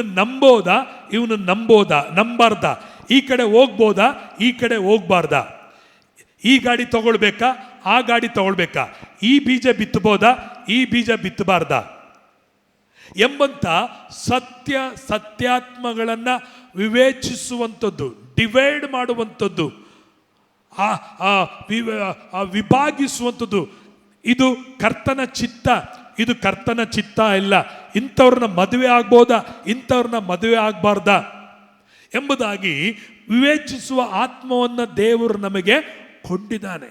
ಈವನ್ ನೀವು ಒಂದು ವೇಳೆ ಚಿಕ್ಕ ಉದಾಹರಣೆ, ನೀವು ಬಟ್ಟೆ ಕೊಂಡುಕೊಳ್ಳೋದಾದರೂ ಈ ಬಟ್ಟೆ ಕೊಂಡ್ಕೊಳ್ಬೋದಾ, ಈ ಬಟ್ಟೆ ಕೊಂಡ್ಕೊಳ್ಬಾರ್ದಾ, ಇಂಥ ಅಂಗಡಿಲಿ ತೊಗೊಳ್ಬೋದಾ, ಇಂಥ ಅಂಗಡಿಲಿ ತೊಗೊಳ್ಬಾರ್ದಾ, ಇಂಥದ್ದನ್ನ ಕೊಡಿಸ್ಬೋದಾ, ಇಂಥದನ್ನು ಕೊಡಿಸ್ಬಾರ್ದಾ ಎಂಬುದಾಗಿ ದೇವರ ಆತ್ಮನೊಂದಿಗೆ ನೀವು ಕನೆಕ್ಟ್ ಆಗುವಾಗ ದೇವರ ಆತ್ಮನು ನಿಮ್ಮನ್ನು ಸಕಲ ವಿಧ ಸತ್ಯದಲ್ಲಿ ಆತನನ್ನು ನಡೆಸಿಕೊಂಡು ಹೋಗಿ ಎಲ್ಲಿ ನಿಂತ್ಕೊಳ್ಬೇಕು, ಎಲ್ಲಿ ನಿಂತ್ಕೊಳ್ಬಾರ್ದು, ಯಾರ ಸಹವಾಸ ಮಾಡಬೇಕು, ಯಾರ ಸಹವಾಸ ಮಾಡಬಾರ್ದು, ಎಂಥ ಫ್ರೆಂಡ್ಸ್ ಇಟ್ಕೊಳ್ಬೇಕು, ಎಂಥ ಫ್ರೆಂಡ್ಸ್ ಇಟ್ಕೊಳ್ಬಾರ್ದು, ಯಾವ ವಾಕ್ಯ ಕೇಳಬೇಕು, ಯಾವ ವಾಕ್ಯವನ್ನು ಕೇಳಬಾರ್ದು, ಏನು ಅವರು ಏನು ಹೇಳ್ತಾ ಇದ್ದಾರೆ, ಅದರ ಉದ್ದೇಶ ಏನು, ಹಿನ್ನೆಲೆ ಏನು ಎಂಬುದನ್ನು ನೀವು ತಾನಾಗಿನೇ ನಿಮ್ಮಲ್ಲಿ ದೇವರ ಆತ್ಮನು ಆಪರೇಟ್ ಮಾಡ್ತಾನೆ ಇರ್ತಾನೆ. ಅದಕ್ಕೆ ನೀವು ಮುಖ ನೋಡಿ ಅಳತೆ ಮಾಡೋರಲ್ಲ, ಹೃದಯದಲ್ಲಿ ನಿಮ್ಮ ಒಳಗೆ ಇಡುವ ವರವನ್ನು ನೋಡಿ ಇದು ಸರಿ, ಇದು ಸರಿ ಇಲ್ಲ, ಇದು ಮಾಂಸಕರವಾದದ್ದು, ಇದು ಆತ್ಮಿಕವಾದದ್ದು, ಇದು ದೇವರಿಂದ ಬಂದದ್ದು, ಇದು ಸೈತಾನಿಂದ ಬಂದದ್ದು ಎಂಬುದನ್ನು ಎರಡನ್ನೂ ವಿವೇಚಿಸಲಿಕ್ಕಾಗಿ ದೇವರು ನಮಗೆ ಜ್ಞಾನವನ್ನು ಕೊಟ್ಟಿದ್ದಾನೆ. ಸತ್ಯಾರ್ಥಗಳನ್ನು ತಿಳ್ಕೊಳ್ಳಲಿಕ್ಕೆ ನಮಗೆ ಗೊತ್ತಾಗುತ್ತೆ. ನಾವು ಮಗುವಾಗಿದ್ದಾಗ ಮಗುಗೆ ನೀರು ಯಾವುದು, ತನ್ನ ಮೂತ್ರ ಯಾವುದಂತೂ ಎರಡು ಗೊತ್ತಾಗಲ್ಲ. ಅದು ಮೂತ್ರದಲ್ಲೂ ಕೈ ಇಟ್ಟು ಆಡುತ್ತೆ, ನೀರಲ್ಲೂ ಕೈ ಇಟ್ಟು ಆಡ್ತಾ ಇರ್ತದೆ. ಅದಕ್ಕೆ ವಿವೇಚನೆ ಇಲ್ಲ. ಅದೇ ಬೆಳೆದ ಮೇಲೆ ಅದಕ್ಕೆ ವಿವೇಚನೆ ಬರುತ್ತೆ, ಇದು ಮೂತ್ರ, ಇದು ನೀರು ಎಂಬುದಾಗಿ. ಅದೇ ಥರ ದೇವರ ವರವು ನಿಮ್ಮಲ್ಲಿ ಇರುವುದಕ್ಕಿಂತ ಮುಂಚೆ ಇದು ಸೈತಾನಿಂದ ಬಂದಿದ್ದ, ದೇವರಿಂದ ಬಂದದ್ದ, ಇದು ಒಳ್ಳೇದ, ಇದು ಕೆಟ್ಟದ, ಇಂಥವ್ರನ್ನ ಮದುವೆ ಆಗ್ಬೋದಾ, ಇಂಥವ್ರನ್ನ ಮದುವೆ ಆಗ್ಬಾರ್ದಾ, ಈ ಸಹವಾಸ ಮಾಡಬಾರ್ದಾ, ಇಂಥವ್ರ ಸಹವಾಸ ಮಾಡಬೇಕಾ, ಇದು ನೋಡಬೇಕಾ, ಇದು ನೋಡಬಾರ್ದಾ, ಯಾವುದು ನಮಗೆ ಪರಿಜ್ಞಾನ ಇರ್ತಿರ್ಲಿಲ್ಲ. ಈಗ ನಮಗೇನು ಬಂದಿದೆ, ಕೆಟ್ಟದ್ದು ನೋಡಬಾರ್ದು, ಒಳ್ಳೆಯದನ್ನು ನೋಡಬೇಕು. ಈ ಸತ್ಯದ ಆತ್ಮ ವರವು ನಮ್ಮಲ್ಲಿ ಬರುವಾಗ ಏನಾಗುತ್ತೆ, ನಮಗೆ ಅಯ್ಯಯ್ಯೋ ನಾನು ಮೊಬೈಲಲ್ಲಿ ಕೆಟ್ಟದ್ದನ್ನು ನೋಡ್ತಾ ಇದ್ದೀನಿ, ನೋಡಬಾರ್ದು, ಇದು ನನ್ನ ಆಶೀರ್ವಾದಕ್ಕೆ ತಡೆ ಆಗಿರುತ್ತೆ, ನನ್ನ ಆತ್ಮಿಕ ಬೆಳವಣಿಗೆಗೆ ತಡೆ ಆಗಿರುತ್ತೆ, ಅಯ್ಯೋ ನನ್ನ ಬೈಬಲ್ ಓದಿದ್ರೆ ಎಷ್ಟೋ ಒಳ್ಳೆಯದಾಗಿರುತ್ತೆ. ಸತ್ಯದ ಆತ್ಮವು ನಮ್ಮಲ್ಲಿ ಇರೋದ್ರಿಂದ ಇವತ್ತು ಭಾನುವಾರ ಆರಾಧನೆಗೆ ನಾನು ಹೋಗಬೇಕು. ಸತ್ಯದ ಆತ್ಮನು ಇಲ್ಲದಿದ್ದಾಗ ಅವು ಭಾನುವಾರಕ್ಕೆ ನೀನು ಹೋದ್ರೂ ಸರಿ ಹೋಗದಿದ್ರೂ ಸರಿ ನಿನಗೆ ಯಾವ ಡಿಫ್ರೆನ್ಸ್ ನಿನಗೆ ಗೊತ್ತಾಗಲ್ಲ. ಯಾಕಂದರೆ ಸತ್ಯದ ಆತ್ಮವು ಸತ್ಯತೆಗಳನ್ನು ವಿವೇಚಿಸುವಂಥದ್ದಾಗಿರ್ತದೆ. ಅಯ್ಯೋ ನಾನು ದೇವರ ಮಗನು, ನಾನು ದೇವರಿಗೆ ಕೊಡಬೇಕು ಅಥವಾ ಕೊಡಬಾರದಾ, ನಾನು ಎಲ್ಲಿ ಹೋಗಬೇಕು ಎಲ್ಲಿ ಹೋಗಬಾರದು ಎಂಬುದಾಗಿ ನಮ್ಮ ಒಳಗಡೆ ಇರುವ ಪವಿತ್ರಾತ್ಮನು ಕೊಡಲ್ಪಟ್ಟಂಥ ವರವು ಯಾವಾಗಲೂ ಕೆಲಸ ಮಾಡ್ತಾನೇ ಇರ್ತದೆ. ಅದಕ್ಕೆ ನಮ್ಮಲ್ಲಿರುವ ಆತ್ಮ ಮೂರ್ಖತನದ ದಡ್ಡತನ ಆತ್ಮ, ಅಯ್ಯೋ ನಾನು ಬಿದ್ದುಬಿಟ್ಟೆ, ಅಯ್ಯೋ ನನಗೆ ಗೊತ್ತಾಗಿಲ್ಲ, ಅಯ್ಯೋ ಇಂಥ ಸಹವಾಸ ಮಾಡಿ ನಾನು ಕೆಟ್ಟೋದೆ. ಇಲ್ಲ, ನೀನು ಸಹವಾಸ ಮಾಡುವಾಗಲೇ ದೇವರಾತ್ಮನು ನಿನ್ನನ್ನು ಏನು ಮಾಡ್ತಿರ್ತಾನೆ, ಮಾತಾಡ್ತಾನೆ. No no no no no no no, stop stop stop, ಹೋಗ್ಬೇಡ, ಸೇರಬೇಡ, ಕೊಡಬೇಡ, ಈಸ್ಕೋಬೇಡ, ಅದು ನಿಂತ್ಕೋಬೇಡ, ಮಾತಾಡಬೇಡ ಅಂತ ಸತ್ಯಾತ್ಮವು ನಮ್ಮಲ್ಲಿ ಏನು ಮಾಡ್ತಾ ಇರ್ತದೆ, ಡಿವೈಡ್ ಮಾಡಿ ವಿವೇಚಿಸು. ಇದು ನೋಡು, ಹಿಂಗೆ ಮಾಡಿದ್ರೆ ಹಿಂಗಿರುತ್ತೆ, ಹಿಂಗೆ ಮಾಡಿದ್ರೆ ಈ ಥರ ಇರುತ್ತೆ, ಅದಕ್ಕೆ ಆಗಬೇಡ. ನೋಡು ಅವರು ಹಂಗೆ ಮಾಡಿದ್ರು, ಅದಕ್ಕೆ ಅವರು ಹಂಗಿದ್ದಾರೆ, ಇನ್ನು ಈ ಥರ ಮಾಡು, ನೀನು ಈ ಥರ ಆಗ್ತೀಯ. ಬೈಬಲಲ್ಲಿ ನೋಡು, ಆ ಥರ ಮಾಡಿದವರು ಅವರು ಈ ಥರ ಇರ್ತಾರೆ, ಬೈಬಲ್ ನೋಡು ಈ ಥರ ಮಾಡದಿದ್ದವರು ಹೀಗೆ ಇರ್ತಾರೆ ಎಂಬುವಂಥ ವರವನ್ನು ದೇವರು ನಮ್ಮ ಒಳಗಡೆ ಇಟ್ಟಿದ್ದಾನೆ. ಗಾಢಾಂತರಗಳು ಬರೋಕ್ಕಿಂತ ಮುಂಚೆ, ಹೋರಾಟಗಳು ಬರೋಕ್ಕಿಂತ ಮುಂಚೆ, ಸಮಸ್ಯೆಗಳು ಬರೋಕ್ಕಿಂತ ಮುಂಚಿತವಾಗಿಯೇ ಇದು ದೇವರಿಂದ ಉಂಟಾದದ್ದೋ ಅಥವಾ ಸೈತಾನಿಂದ ಉಂಟಾದದ್ದು, ಇದು ಮನುಷ್ಯರಿಂದ ಬಂದಿದ್ದೋ, ಇದು ದೇವರಿಂದ ಬಂದಿದ್ದೋ, ಇದು ದೇವರ ಆಲೋಚನೆಯೋ, ಇದು ಮನುಷ್ಯರ ಆಲೋಚನೆಯೋ ಎಂಬಂಥ ವರವನ್ನು ದೇವರು ಕೊಟ್ಟೆ. ಇಲ್ಲ ಅಂದರೆ ನಾವೆಲ್ಲರೂ ಮೋಸ ಹೋಗ್ಬಿಡ್ತಿದ್ವಿ. ಈ ವರ ಆದಾಮನಲ್ಲಿ ಅವಳಲ್ಲಿ ಇಲ್ಲದೆ ಇದ್ದ ನಿಮಿತ್ತವಾಗಿ ಸೈತಾನನ ಸ್ವರವನ್ನ ಅವರು ದೇವರ ಸ್ವರವಾಗಿ ಸ್ವೀಕರಿಸಿಕೊಂಡು ಅವರು ಮರಳಾದರು. ಇವತ್ತು ನೀವು ಮತ್ತು ನಾವು ಆತ್ಮಿಕ ಜೀವಿತದಲ್ಲಿ ಮರಳಾಗಬಾರದು ಎಂಬುದಾಗಿ ನಮ್ಮ ಒಳಗೆ ದೇವರು ಇದು ನಮ್ಮ ಪ್ರಯೋಜನಕ್ಕಾಗಿ, ನಮ್ಮ ಆತ್ಮಿಕ ಬೆಳವಣಿಗೆಗಾಗಿ ಎಂಥ ಒಂದು ಒಳ್ಳೆಯ ಅದ್ಭುತವರನ್ನು ಕೊಟ್ಟಿದ್ದಾನೆ. ಈ ವರ ನಮ್ಮಲ್ಲಿ ಇಲ್ಲದಿದ್ದರೆ ನಾವು ಯಾವತ್ತೋ ದೇವರನ್ನಾಗಲಿ ಸುಳ್ಳನ್ನು ನಂಬಿ ಮೋಸ ಹೋಗಿ ಇವತ್ತು ನಾಶವಾಗಿ ಹೋಗ್ಬಿಡ್ತಿದ್ವಿ. ಆದರೆ ದೇವರು ಇವತ್ತು ಈ ಸತ್ಯದ ಆತ್ಮ ವಿವೇಚಿಸುವಂಥ ವರವನ್ನು ನಮ್ಮಲ್ಲಿ ಇಟ್ಟಿರುವುದರಿಂದ ನಾವು ನನಗೆ ಗೊತ್ತಾಗ್ತಾ ಇದೆ, ಇವತ್ತು ಭಾನುವಾರ ದೇವರ ದಿನ, ಇದು ಕರ್ತನ ದಿನ. ಈ ದಿನ ನಾನು ಸ್ವಂತ ಕೆಲಸ ಮಾಡಬಾರ್ದು, ಈ ದಿನ ನಾನು ಪ್ರಾರ್ಥನೆ ಮಾಡಬೇಕು, ಈ ದಿನ ನಾನು ಸೇವೆಗೆ ಹೋಗಬೇಕು, ಇದನ್ನು ಪ್ರಾರ್ಥನೆ ಮಾಡಬೇಕು, ಬೈಬಲ್ ಓದಬೇಕು, ಇದನ್ನು ತಿಳ್ಕೊಳ್ಬೇಕು, ಇದನ್ನು ತಿಳ್ಕೊಳ್ಬಾರ್ದು, ಇಂಥವ್ರು ಸಹವಾಸ ಮಾಡಬೇಕು, ಇಂಥವ್ರು ಸಹವಾಸ ಮಾಡಬಾರ್ದು ಎಂಬುದಾಗಿ ನಮ್ಮನ್ನು ನಡೆಸುತ್ತಿರುವುದು ಪವಿತ್ರಾತ್ಮನ ವರಗಳಲ್ಲಿ ಒಂದು ವರ, ಸತ್ಯಾತ್ಮಗಳನ್ನು ವಿವೇಚಿಸುವ ವರ. Amen, hallelujah, praise the Lord. ಎಷ್ಟು ಮಂದಿ ನಮಗೆ ಆ ದೇವರ ವರವನ್ನು ಕೊಟ್ಟಿದ್ದಾರೆ ಅಂತ ಹೇಳ್ತೀರಿ? ಹಲ್ಲೆಲೂಯಾ. ಆ ವರ ಇಲ್ಲದಿದ್ದರೆ ಇವತ್ತು ನೀವು ಇಲ್ಲಿ ಕುಳಿತುಕೊಳ್ತಿರ್ಲಿಲ್ಲ, ನೀವೆಲ್ಲೋ ಹೋಗ್ಬೇಕಾಗಿತ್ತು. ಆ ವರ ನಿಮ್ಮಲ್ಲಿ ಇರೋದ್ರಿಂದ ನಮಗೆ ದೇವರೇನು ಮಾಡಿದ್ದಾನೆ, ಇವತ್ತು ಇಲ್ಲಿ ಆರಾಧನೆಯಲ್ಲಿ ಬರುವಂತೆ ನಮಗೆ ಮಾಡಿದ್ದಾನೆ. Praise the Lord. ಕೆಳಗೆ ಅದೇ 10ನೇ ವಚನದಲ್ಲಿ ಓದ್ಕೊಳ್ಳೋಣವಾ? ಒಬ್ಬನಿಗೆ ಮಹತ್ತುಗಳನ್ನು ಮಾಡುವ ವರವು, ಒಬ್ಬನಿಗೆ ಪ್ರವಾದನೆಯ ವರವು, ಒಬ್ಬನಿಗೆ ಸತ್ಯಾತ್ಮಗಳನ್ನು ವಿವೇಚಿಸುವ ವರವು, ಒಬ್ಬನಿಗೆ ವಿವಿಧ ವಾಣಿಗಳನ್ನಾಡುವ ವರವು. ಇಲ್ಲಿ ನಾವು ನೋಡುತ್ತೇವೆ, ಒಬ್ಬನಿಗೆ ವಿವಿಧ ವಾಣಿಗಳನ್ನ ಆಡುವ ವರವು. ಎಲ್ಲರೂ ಹೇಳ್ರಿ, ಒಬ್ಬನಿಗೆ ವಿವಿಧ. ಎಲ್ಲರೂ ಹೇಳ್ರಿ, ಒಬ್ಬನಿಗೆ ವಿವಿಧ ವಾಣಿಗಳನ್ನಾಡುವ ವರವು. ಹಾಗಾದರೆ ದೇವರು ನಮಗೆ ವಿವಿಧ ವಾಣಿಗಳನ್ನಾಡುವಂಥ ವರಗಳನ್ನು ದೇವರು ಕೊಟ್ಟಿದ್ದಾರೆ. ವಾಣಿ ಅಂದ್ರೇನು? ಅನ್ಯ ಭಾಷೆ. ಅನ್ಯ ಭಾಷೆ ಅಂದ್ರೇನು? ಅದು ಪರಲೋಕದ ಭಾಷೆ ಅಥವಾ ಬೆಂಕಿಯ ಭಾಷೆ.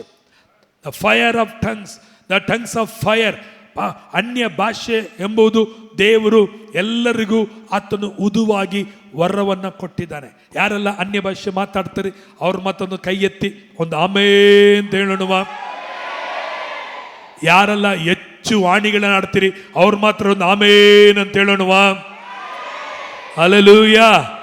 ಹಾಗಾದರೆ ನಮ್ಮ ಒಳಗಿರುವಂಥ ವಾಣಿ ನಾವು ಮಾತಾಡ್ತೀವ, ಅದು ದೇವರು ಕೊಟ್ಟಂತ ವರನ? ಜೋರಾಗಿ ಹೇಳ್ರಿ, ಜೋರಾಗಿ ಹೇಳ್ರಿ. ಹಾಗಾದರೆ ವಾಣಿಗಳನ್ನು ಮಾತ್ರ ಮಾತಾಡ್ತೀವಲ್ಲ, ಯಾಕೆ ರೋಗಗಳನ್ನ ನಾವು ಗುಣಪಡಿಸ್ತಾ ಇಲ್ಲ, ವಾಸಿ ಮಾಡ್ತಾ ಇಲ್ಲ?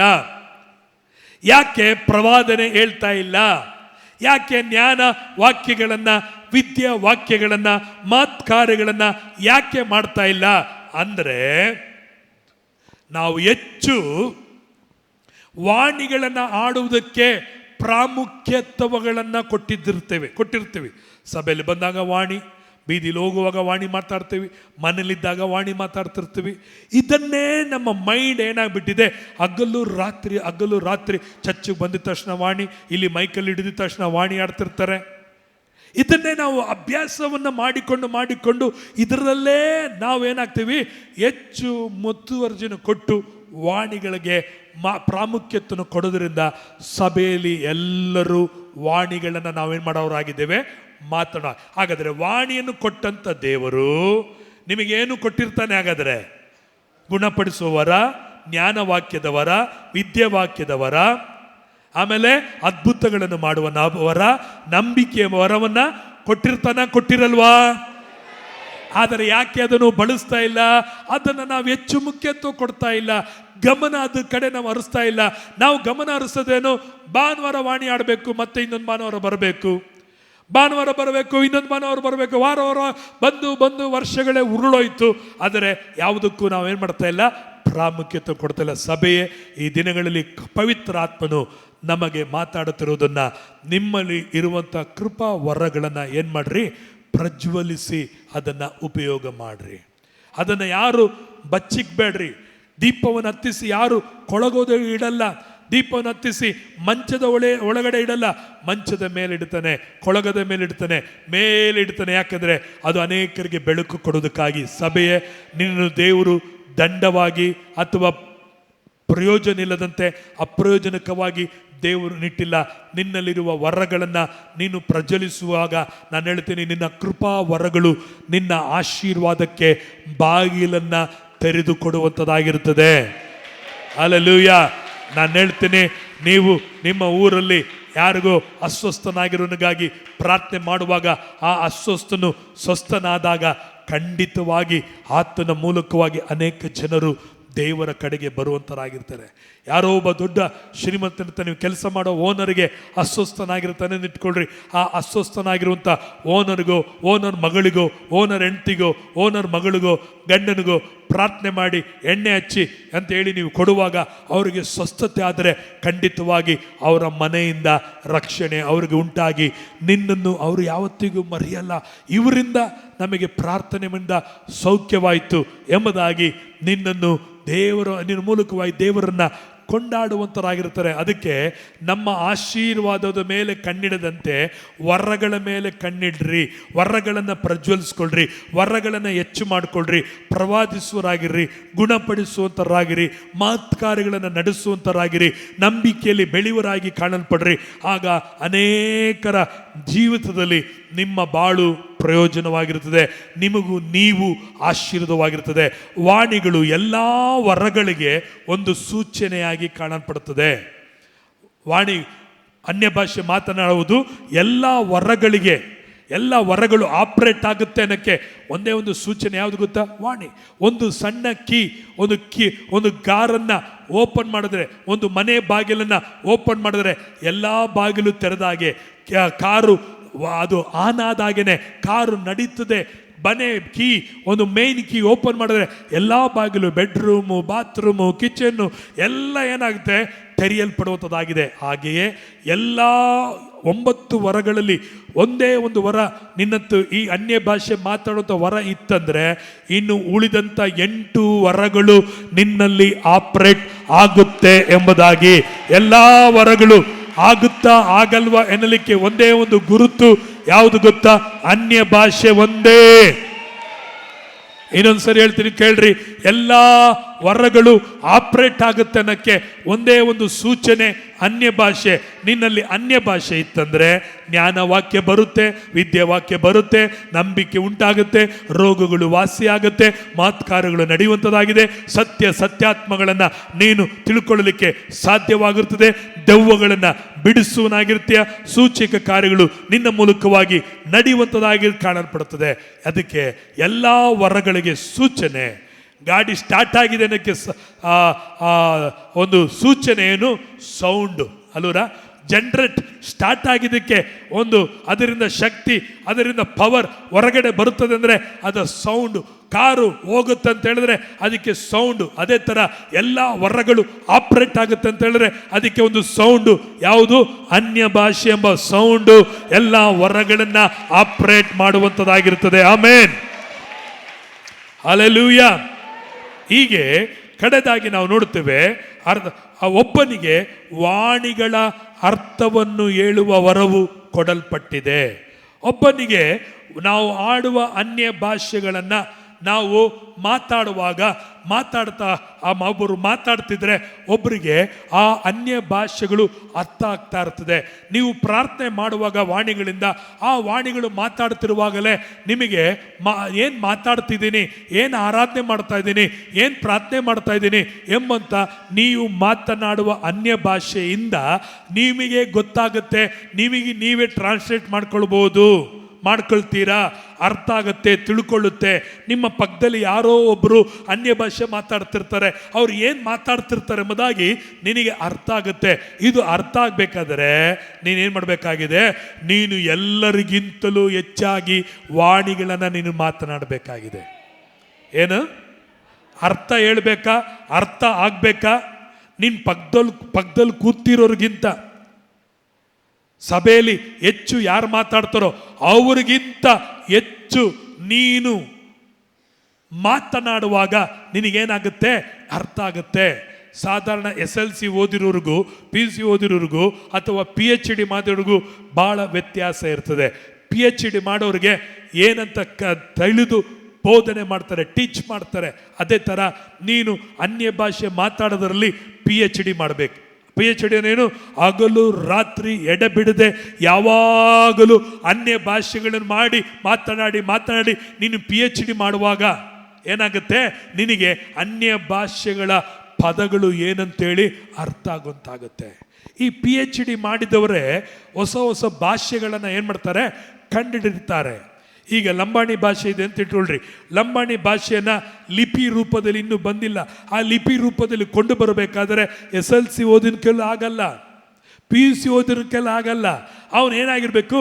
ಭಾಷೆಗಳ ವಿಷಯದಲ್ಲಿ PhD ಮಾಡಿದರೆ ಅವನು ಹೊಸ ಭಾಷೆಗಳನ್ನು ಮಾತನಾಡೋರಿಗೆ ಅದಕ್ಕೆ ಲಿಪಿಯನ್ನು ಏನು ಮಾಡ್ತಾರೆ? ಕಂಡುಹಿಡಿದಿರುತ್ತೆ. ಇವತ್ತು ನಮಗೆ ಎಲ್ಲ ಲಿಪಿಗಳನ್ನು ಕಂಡುಹಿಡಿದವರು ಯಾರು? PhD ಮಾಡಿರೋ ಪಂಡಿತರುಗಳಾಗಿದ್ದವ್ರಿಗೆ ಭಾಷೆಗಳನ್ನು ಉಂಟು ಮಾಡ್ತಾರೆ. ಅದೇ ರೀತಿ ವಾಣಿಗಳನ್ನು ಮಾತಾಡೋದಲ್ಲಿ ನೀವು ಪಂಡಿತರಾಗಬೇಕು. ವಾಣಿಗಳನ್ನು ಹೆಚ್ಚು ಮಾತನಾಡುವವರಿಗೆ ಅದರ ಅರ್ಥ ಹೆಚ್ಚು ಗೊತ್ತಾಗುತ್ತೆ. ಒಂದು ಆಮೇನ್ ಅಂತ ಹೇಳೋಣವಾ?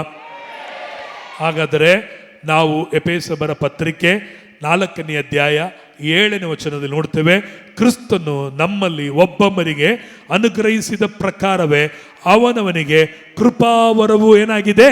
ದೊರಕಿದೆ. ಎಲ್ಲರೂ ಎಫೆಸರ ಪತ್ರಿಕೆ 4ನೇ ಅಧ್ಯಾಯ 7ನೇ ವಚನವನ್ನು ಸಭೆಯಾಗಿ ಎಲ್ಲರೂ ಓದಿಕೊಳ್ಳುವ, ಎಲ್ಲರೂ ಒಟ್ಟಾಗಿ ಓದಿಕೊಳ್ಳುವ. ಆದರೆ ಕ್ರಿಸ್ತನು ನಮ್ಮಲ್ಲಿ ಒಬ್ಬೊಬ್ಬನಿಗೆ ಅನುಗ್ರಹಿಸಿದ ಪ್ರಕಾರವೇ ಅವನವನಿಗೆ ಕೃಪಾವರವು ದೊರಕಿದೆ. ವರಗಳು ಎಲ್ಲಿದೆ? ದೊಡ್ಡ ಪಾಸ್ಟರ್ ಹತ್ರ ಇದೆಯಾ? ಬೇರೆ ಪಾಸ್ಟರ್ ಹತ್ರ ಇದೆಯಾ? ಯೂಟ್ಯೂಬಲ್ಲಿ ಬರೋರ ಹತ್ರ ಇದೆಯಾ? ಇದೆ. ಆದರೆ ಈಗ ಆ ವರಗಳೆಲ್ಲ ಎಲ್ಲಿದೆ? ಎಲ್ಲ ವರಗಳೆಲ್ಲ ಎಲ್ಲಿದೆ? ನನ್ನ ಹತ್ರ ವರ ಇಲ್ಲ ಅಂತೇಳಿ ಮೊರ ತಗೊಂಡು ಆ ಪಾಸ್ಟ್ರು, ಈ ಪಾಸ್ಟ್ರು, ಆ ಯೂಟ್ಯೂಬು, ಆ ಫೇಸ್ಬುಕ್ಕು, ಇದು ಇಲ್ಲಿ ಅಂತೇಳಿ ವಾಟ್ಸಪ್ ಅಂತೇಳಿ ಹುಡ್ಕೊಂಡು ಹೋಗ್ಬೇಕಾಗಿಲ್ಲ. ವರಗಳೆಲ್ಲ ಎಲ್ಲಿದೆ? ದೇವರ ರಾಜ್ಯ ಎಲ್ಲಿದೆ? ಕ್ರಿಸ್ತನು ಎಲ್ಲಿದ್ದಾನೆ?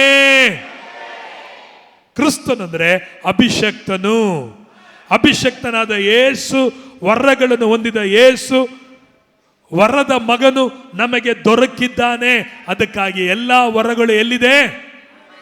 ನಿನಗೆ ತಲೆನೋವು ಬಂದರೆ ಏನು ಮಾಡಬೇಕು? ಫೋನ್ ಮಾಡಿ ಯಾರ ಹತ್ರ ಪ್ರಾರ್ಥನೆ ಮಾಡಿಸಬೇಕು. ಮುಂದೆ ಏನಾಗುತ್ತೆ, ಏನು ಮಾಡಬೇಕಾದ್ರೆ ಯಾರೋ ಪ್ರವಾದಿರು ತಗೋಬೇಕಾಗಿಲ್ಲ, ಫೋನ್ ಮಾಡಬೇಕಾಗಿಲ್ಲ. ನಿನ್ನ ಒಳಗಿಡುವ ವರವನ್ನು ಪ್ರಜ್ವಲಿಸು. ಪೌಲನು ಹೇಳ್ತಾನೆ ತಿಮೋತಿಗೆ, ನಿನ್ನಲ್ಲಿರುವ ಕೃಪಾ ವರಗಳನ್ನು ಏನು ಮಾಡು? ಪ್ರಜ್ವಲಿಸು. ವಾಕ್ಯಗಳನ್ನು ಓದುವುದರ ಮೂಲಕವಾಗಿ, ಇಂಥ ಸತ್ಯಗಳನ್ನು ಕೇಳುವುದರ ಮೂಲಕವಾಗಿ. ನಾವೆಲ್ಲ ರಕ್ಷಣೆ ಹೊಂದಿದ ಸಾರದಲ್ಲಿ ಪ್ರವಾದನೆ ಹೇಳಬೇಡ, ಸೈತಾನ್ ಆತ್ಮ ಅದು. ಪ್ರವಾದನೆ ಸೈತಾನನು ಹೇಳ್ತಾನೆ, ರೋಗಿಗಳ ಮೇಲೆ ಕೈ ಇಡಬೇಡ, ದೆವ್ವಗಳನ್ನು ಬಿಡಿಸೋಕೋಬೇಡ, ದೆವ್ವ ಬಂದು ನೀನು ಹಿಡ್ಕೊಬಿಡುತ್ತೆ. ಆ ಥರ ಪ್ರಸಂಗ ಕೇಳಿ ಬೆಳೆದವ್ರು ನಾವು. ಆಗ ಯಾರಿಗೂ ರೋಗಿಗಳ ಮೇಲೆ ಕೈ ಬಂದರೆ ಈ ಥರ ಕೈ ಕಟ್ಕೊಂಡು ಪ್ರಾರ್ಥನೆ ಮಾಡ್ತಾ ಇದ್ದೀವಿ. ಯಾರಾದ್ರೂ ದೆವ್ವ ಹಿಡಿದ್ರೆ ಏಸು ನಾಮಲ್ಲಿ ದೆವ್ವ ಹೋಗು ಹೋಗು ಅಂತೇಳಿ ಪ್ರಾರ್ಥನೆ ಮಾಡ್ತಾ ಇದ್ವಿ. ಬಿಡಿಸೋಕ್ಕೆ ಓಡಿಸೋಕ್ಕಿಲ್ಲ, ಚರ್ಚಿಗೆ ಬಾ ಅಂತ ಕರಿತಿದ್ವಿ. ಅಂಥ ಪ್ರಸಂಗ ಕೇಳಿ ನಾವು ಬೆಳೆದವರು. ಆದರೆ ಸತ್ಯವು ತಿಳ್ಕೊಳ್ರಿ, ಸತ್ಯ ನಿಮ್ಮನ್ನು ಏನು ಮಾಡುತ್ತೆ? ಬಿಡುಗಡೆ ಮಾಡುತ್ತೆ. ಆಮೇನ್. ಈಗ ವರಗಳಲ್ಲಿ ಎಲ್ಲಿದೆ? ಈಗ ವರ ಇದೆಯೇ ಇಲ್ಲನ್ನಕ್ಕೆ ಹೆಂಗೆ ಗೊತ್ತಾಗಬೇಕು? ಅನ್ಯ ಭಾಷೆ ಇರೋದ್ರಿಂದ ಎಲ್ಲ ವರಗಳೇನಾಗುತ್ತೆ? ಆಪ್ರೇಟ್ ಆಗುತ್ತೆ. ಈ ಎಲ್ಲ ವರಗಳು ಆಪ್ರೇಟ್ ಆಗಬೇಕಾದ್ರೆ ಏನು ಮಾಡಬೇಕು? ಇಲ್ಲ ಇಲ್ಲ ಇಲ್ಲ, ಅನ್ಯ ಭಾಷೆ ಮಾತಾಡೋದ್ರಿಂದ ನಿಮ್ಮ ಹತ್ರ ವರ ಇದೆ ಇವಾಗ. ಆಯ್ತಾ? ಅನ್ಯ ಭಾಷೆಗಳು ಯಾರೆಲ್ಲ ಮಾತಾಡ್ತಿರೋ ಅವ್ರ ಹತ್ರ ಎಲ್ಲ ವರಗಳಿದೆ. ಈ ವರಗಳು ಈಗ ಹೊರಗಡೆ ಬರಬೇಕು, ರೋಗ ಸೌಖ್ಯವಾಗಬೇಕು, ಆಮೇಲೆ ದೆವ್ವಗಳು ಬಿಟ್ಟು ಹೋಗ್ಬೇಕು, ಮಹತ್ವದ ಕಾರ್ಯ ನಡಿಬೇಕು. ಹಾಗಾದ್ರೆ ಏನು ಮಾಡಬೇಕು ಹೇಳ್ರಿ?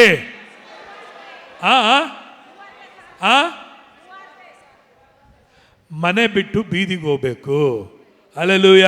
ಫೋನ್ ತಗೊಂಡು ಫ್ರೆಂಡ್ಸ್ಗಳಿಗೆ, ರೋಗಿಗಳಿಗೆ, ಸಮಸ್ಯೆ ಇಲ್ಲವರಿಗೆ ನಾನು ನಿಮಗೋಸ್ಕರ ಆಶೀರ್ವಾದ ಮಾಡ್ತೇನೆ, ಪ್ರಾರ್ಥನೆ ಮಾಡ್ತೀನಿ, ಹಾಗೆ ಕಿವಿಲಿ ಇಟ್ಕೊಳ್ರಿ, ಇಲ್ಲ ಸ್ಪೀಕರ್ ಆನ್ ಮಾಡ್ರಿ, ನಿಮಗಾಗಿ ಪ್ರಾರ್ಥನೆ ಮಾಡ್ತೇನೆ. ಯೇಸುವಿನ ನಾಮದಲ್ಲಿ ದೆವ್ವವೇ ಬಿಟ್ಟೋಗು ಅಂತ ಹೇಳ್ರಿ, ರೋಗವೇ ಬಿಟ್ಟೋಗು ಅಂತ ಹೇಳ್ರಿ. ಅವ್ರಿಗೆ ಯೇಸು ನಾಮದಲ್ಲಿ ಪ್ರವಾದಿಸ್ರಿ. ಯೇಸು ಹೇಗೆ ಹುಟ್ಟಿದ, ಹೇಗೆ ಜನಿಸಿದ, ಹೇಗೆ ಬೆಳೆದ, ಏನೆಲ್ಲ ಅದ್ಭುತ ಮಾಡ್ದ, ಇವತ್ತು ನನ್ನ ಜೀವನದಲ್ಲಿ ಏನು ಅದ್ಭುತ ಮಾಡ್ತಾ ಇದ್ದಾನೆ, ನಾಳೆ ಏನು ಮಾಡ್ತಾನೆ, ಯೇಸು ತಿರುಗಿ ಬರ್ತಾನೆ, ಯೇಸು ಸತ್ತೊಳಗೆ ಎದ್ದನು ಎಂಬುದು ಪ್ರವಾದನೆ ಹೇಳ್ರಿ. ಇದನ್ನು ಹೇಳುವಾಗಲೇ ಅದ್ಭುತ ಅಲ್ಲಿ ನಡೀತಾ ಇರ್ತದೆ. ಹಲ್ಲೆಲೂಯಾ. ಇದನ್ನು ಹೇಳುವಾಗಲೇ ಮಾತ್ವಾರಗಳು ನಡೀತಾ ಇರ್ತದೆ. ನಿಮ್ಮ ಹೊಲಗಳಿಗೆ ಪ್ರವಾದನೆ ಹೇಳ್ರಿ, ನಿಮ್ಮ ಮನೆಯವರಿಗೆ ಪ್ರವಾದನೆ ಹೇಳ್ರಿ, ನಿಮ್ಮ ಮಕ್ಕಳಿಗೆ ಪ್ರವಾದನೆ ಹೇಳ್ರಿ, ವಾಗ್ದಾನಗಳನ್ನು ಹೇಳ್ರಿ, ನಿಮ್ಮ ಮನೆಯನ್ನು ಆಶೀರ್ವಾದ ಮಾಡ್ರಿ. ಇಲ್ಲಿಂದ ಹೋಗಿ ನಿಮ್ಮ ಸಂಬಳಕ್ಕೆ ಪ್ರವಾದನೆ ಮಾಡ್ರಿ, ನಿಮ್ಮ ಓನರ್ಗೆ ಪ್ರವಾದನೆ ಮಾತನಾಡ್ರಿ, ನಿಮ್ಮ ಕೆಲಸಕ್ಕೆ ಪ್ರವಾದನೆ ಮಾತನಾಡ್ರಿ, ನಿಮ್ಮ ಕೂಲಿಗೆ, ನಿಮಗೆ ಇರುವ ಸಂಬಳಕ್ಕೆ ಪ್ರವಾದನೆ ಮಾತನಾಡ್ರಿ. ಹೀಗೆ ಇರೋದಕ್ಕಿಂತಲೂ 1000 ಪಟ್ಟು ನಾನು ಸಂಬಳವನ್ನು ಕೊಂಡುಕೊಳ್ಳುವೆ, ಪ್ರತಿಫಲ ಕೊಂಡುಕೊಳ್ಳುವೆ, ನಾನು ಆದಾಯ ಮಾಡುವೆ, ಬಿಸ್ನೆಸ್ ಹೊಂದಿಕೊಳ್ಳುವೆ. ಪ್ರವಾದಿಸ್ರಿ. ನೀವು ಅಂಗಡಿ ಇಟ್ಟಿರಿ, ಅಂಗಡಿಗೆ ಪ್ರವಾದಿಸ್ರಿ.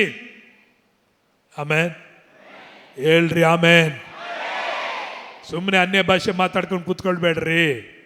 ಹಲ್ಲೆಲೂಯಾ. ಬೇರೆ ಬೇರೆ ವಾರ ಬಂದು ಅಯ್ಯೋ ಅಪ್ಪ ನಾನು ಏನಿಲ್ಲ, ದರಿದ್ರನು, ಕೊರತೆ ಉಳ್ಳನು, ಬಲಹೀನನು, ನಾನು ಭಕ್ತಿಹೀನನು, ನಾನು ಪಾಪಿ ಅಪ್ಪ, ಸ್ತೋತ್ರ ಅಪ್ಪ, ಆಶೀರ್ವಾದ ಮಾಡಪ್ಪ. ಅಯ್ಯೋ ದೇವ ನನಗೆ ಆಶೀರ್ವಾದ ಇಲ್ಲ. ಅನೇಕರ ಆಶೀರ್ವಾದ ಮಾಡಪ್ಪ. ಆಶೀರ್ವಾದ ನಿನಗೆ ದೊರಕಿದೆ, ಅನುಗ್ರಹಿಸಿದ್ದಾನೆ. ನೀನು ಆಶೀರ್ವಾದ ಹೊಂದಿದ್ದು ಮಾತ್ರವಲ್ಲ, ಆಶೀರ್ವಾದ ನಿಧಿಯಾಗಿರುವಿ. ನೀನು ಅನೇಕರನ್ನ ಆಶೀರ್ವಾದ ಮಾಡುವಿ.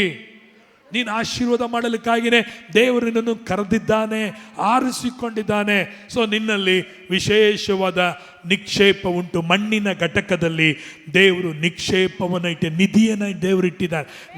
ನಿನ್ನ ಒಳಗಡೆ ನಿಧಿ ಇದೆ.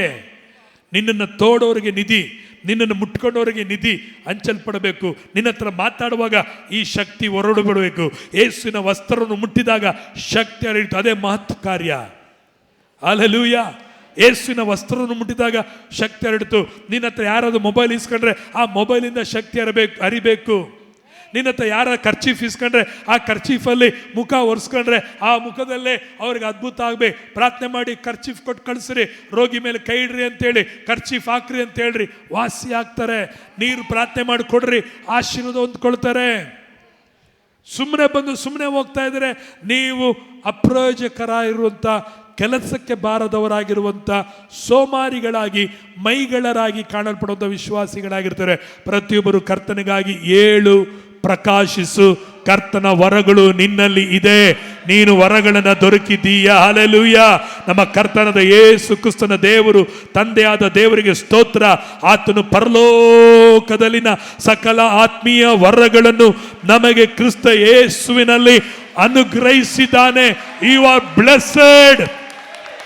ನೀವು ಆಶೀರ್ವದಿಸಲ್ಪಟ್ಟವರಾಗಿದ್ದೀರ ಪ್ರಿಯರೇ. ಆಮೆನ್. ಹಲ್ಲೆಲೂಯಾ. ಈಗ ಹೋಗಿ ಎಲ್ಲರನ್ನ ಆಶೀರ್ವದಿಸ್ರಿ. ನಿಮ್ಮ ಮನೆಯನ್ನು ಆಶೀರ್ವದಿಸ್ರಿ, ನಿಮ್ಮ ಊರನ್ನು ಆಶೀರ್ವದಿಸ್ರಿ. ನಿಮ್ಮ ನಂಬಿಕೆಯಿಂದ ಅದ್ಭುತ ಕಾರ್ಯಗಳನ್ನು ಮಾಡ್ರಿ. ನಂಬಿಕೆಯಿಂದ ಅದ್ಭುತ ಕಾರ್ಯಗಳನ್ನು ಹೊಂದಿಕೊಳ್ಳಿ. ನಂಬಿಕೆಗೆ ಎರಡು ಕಡೆ ಕತ್ತಿದೆ. ಒಂದು, ಮತ್ತೊಬ್ಬರಿಗೂ ಪ್ರಯೋಜನ. ಎರಡನೇದಾಗಿ ನಿನಗೂ ಪ್ರಯೋಜನವನ್ನು ಉಂಟು ಮಾಡುವಂಥದ್ದಾಗಿರುತ್ತದೆ. ದೇವರ ನಾಮಕ್ಕೆ ಮಹಿಮೆ ಉಂಟಾಗಲಿ. ದೇವರು ಕೊಟ್ಟ ಕೃಪಾ ವರಗಳಿಗಾಗಿ ಎಲ್ಲರೂ ಸ್ವಲ್ಪ ಹೊತ್ತು ಕರಗಳನ್ನು ತಟ್ಟುತ್ತಾ ಅನ್ಯ ಭಾಷೆಗಳನ್ನು ಮಾತನಾಡೋಣ. ರಾ ಬಾಲಕಾರ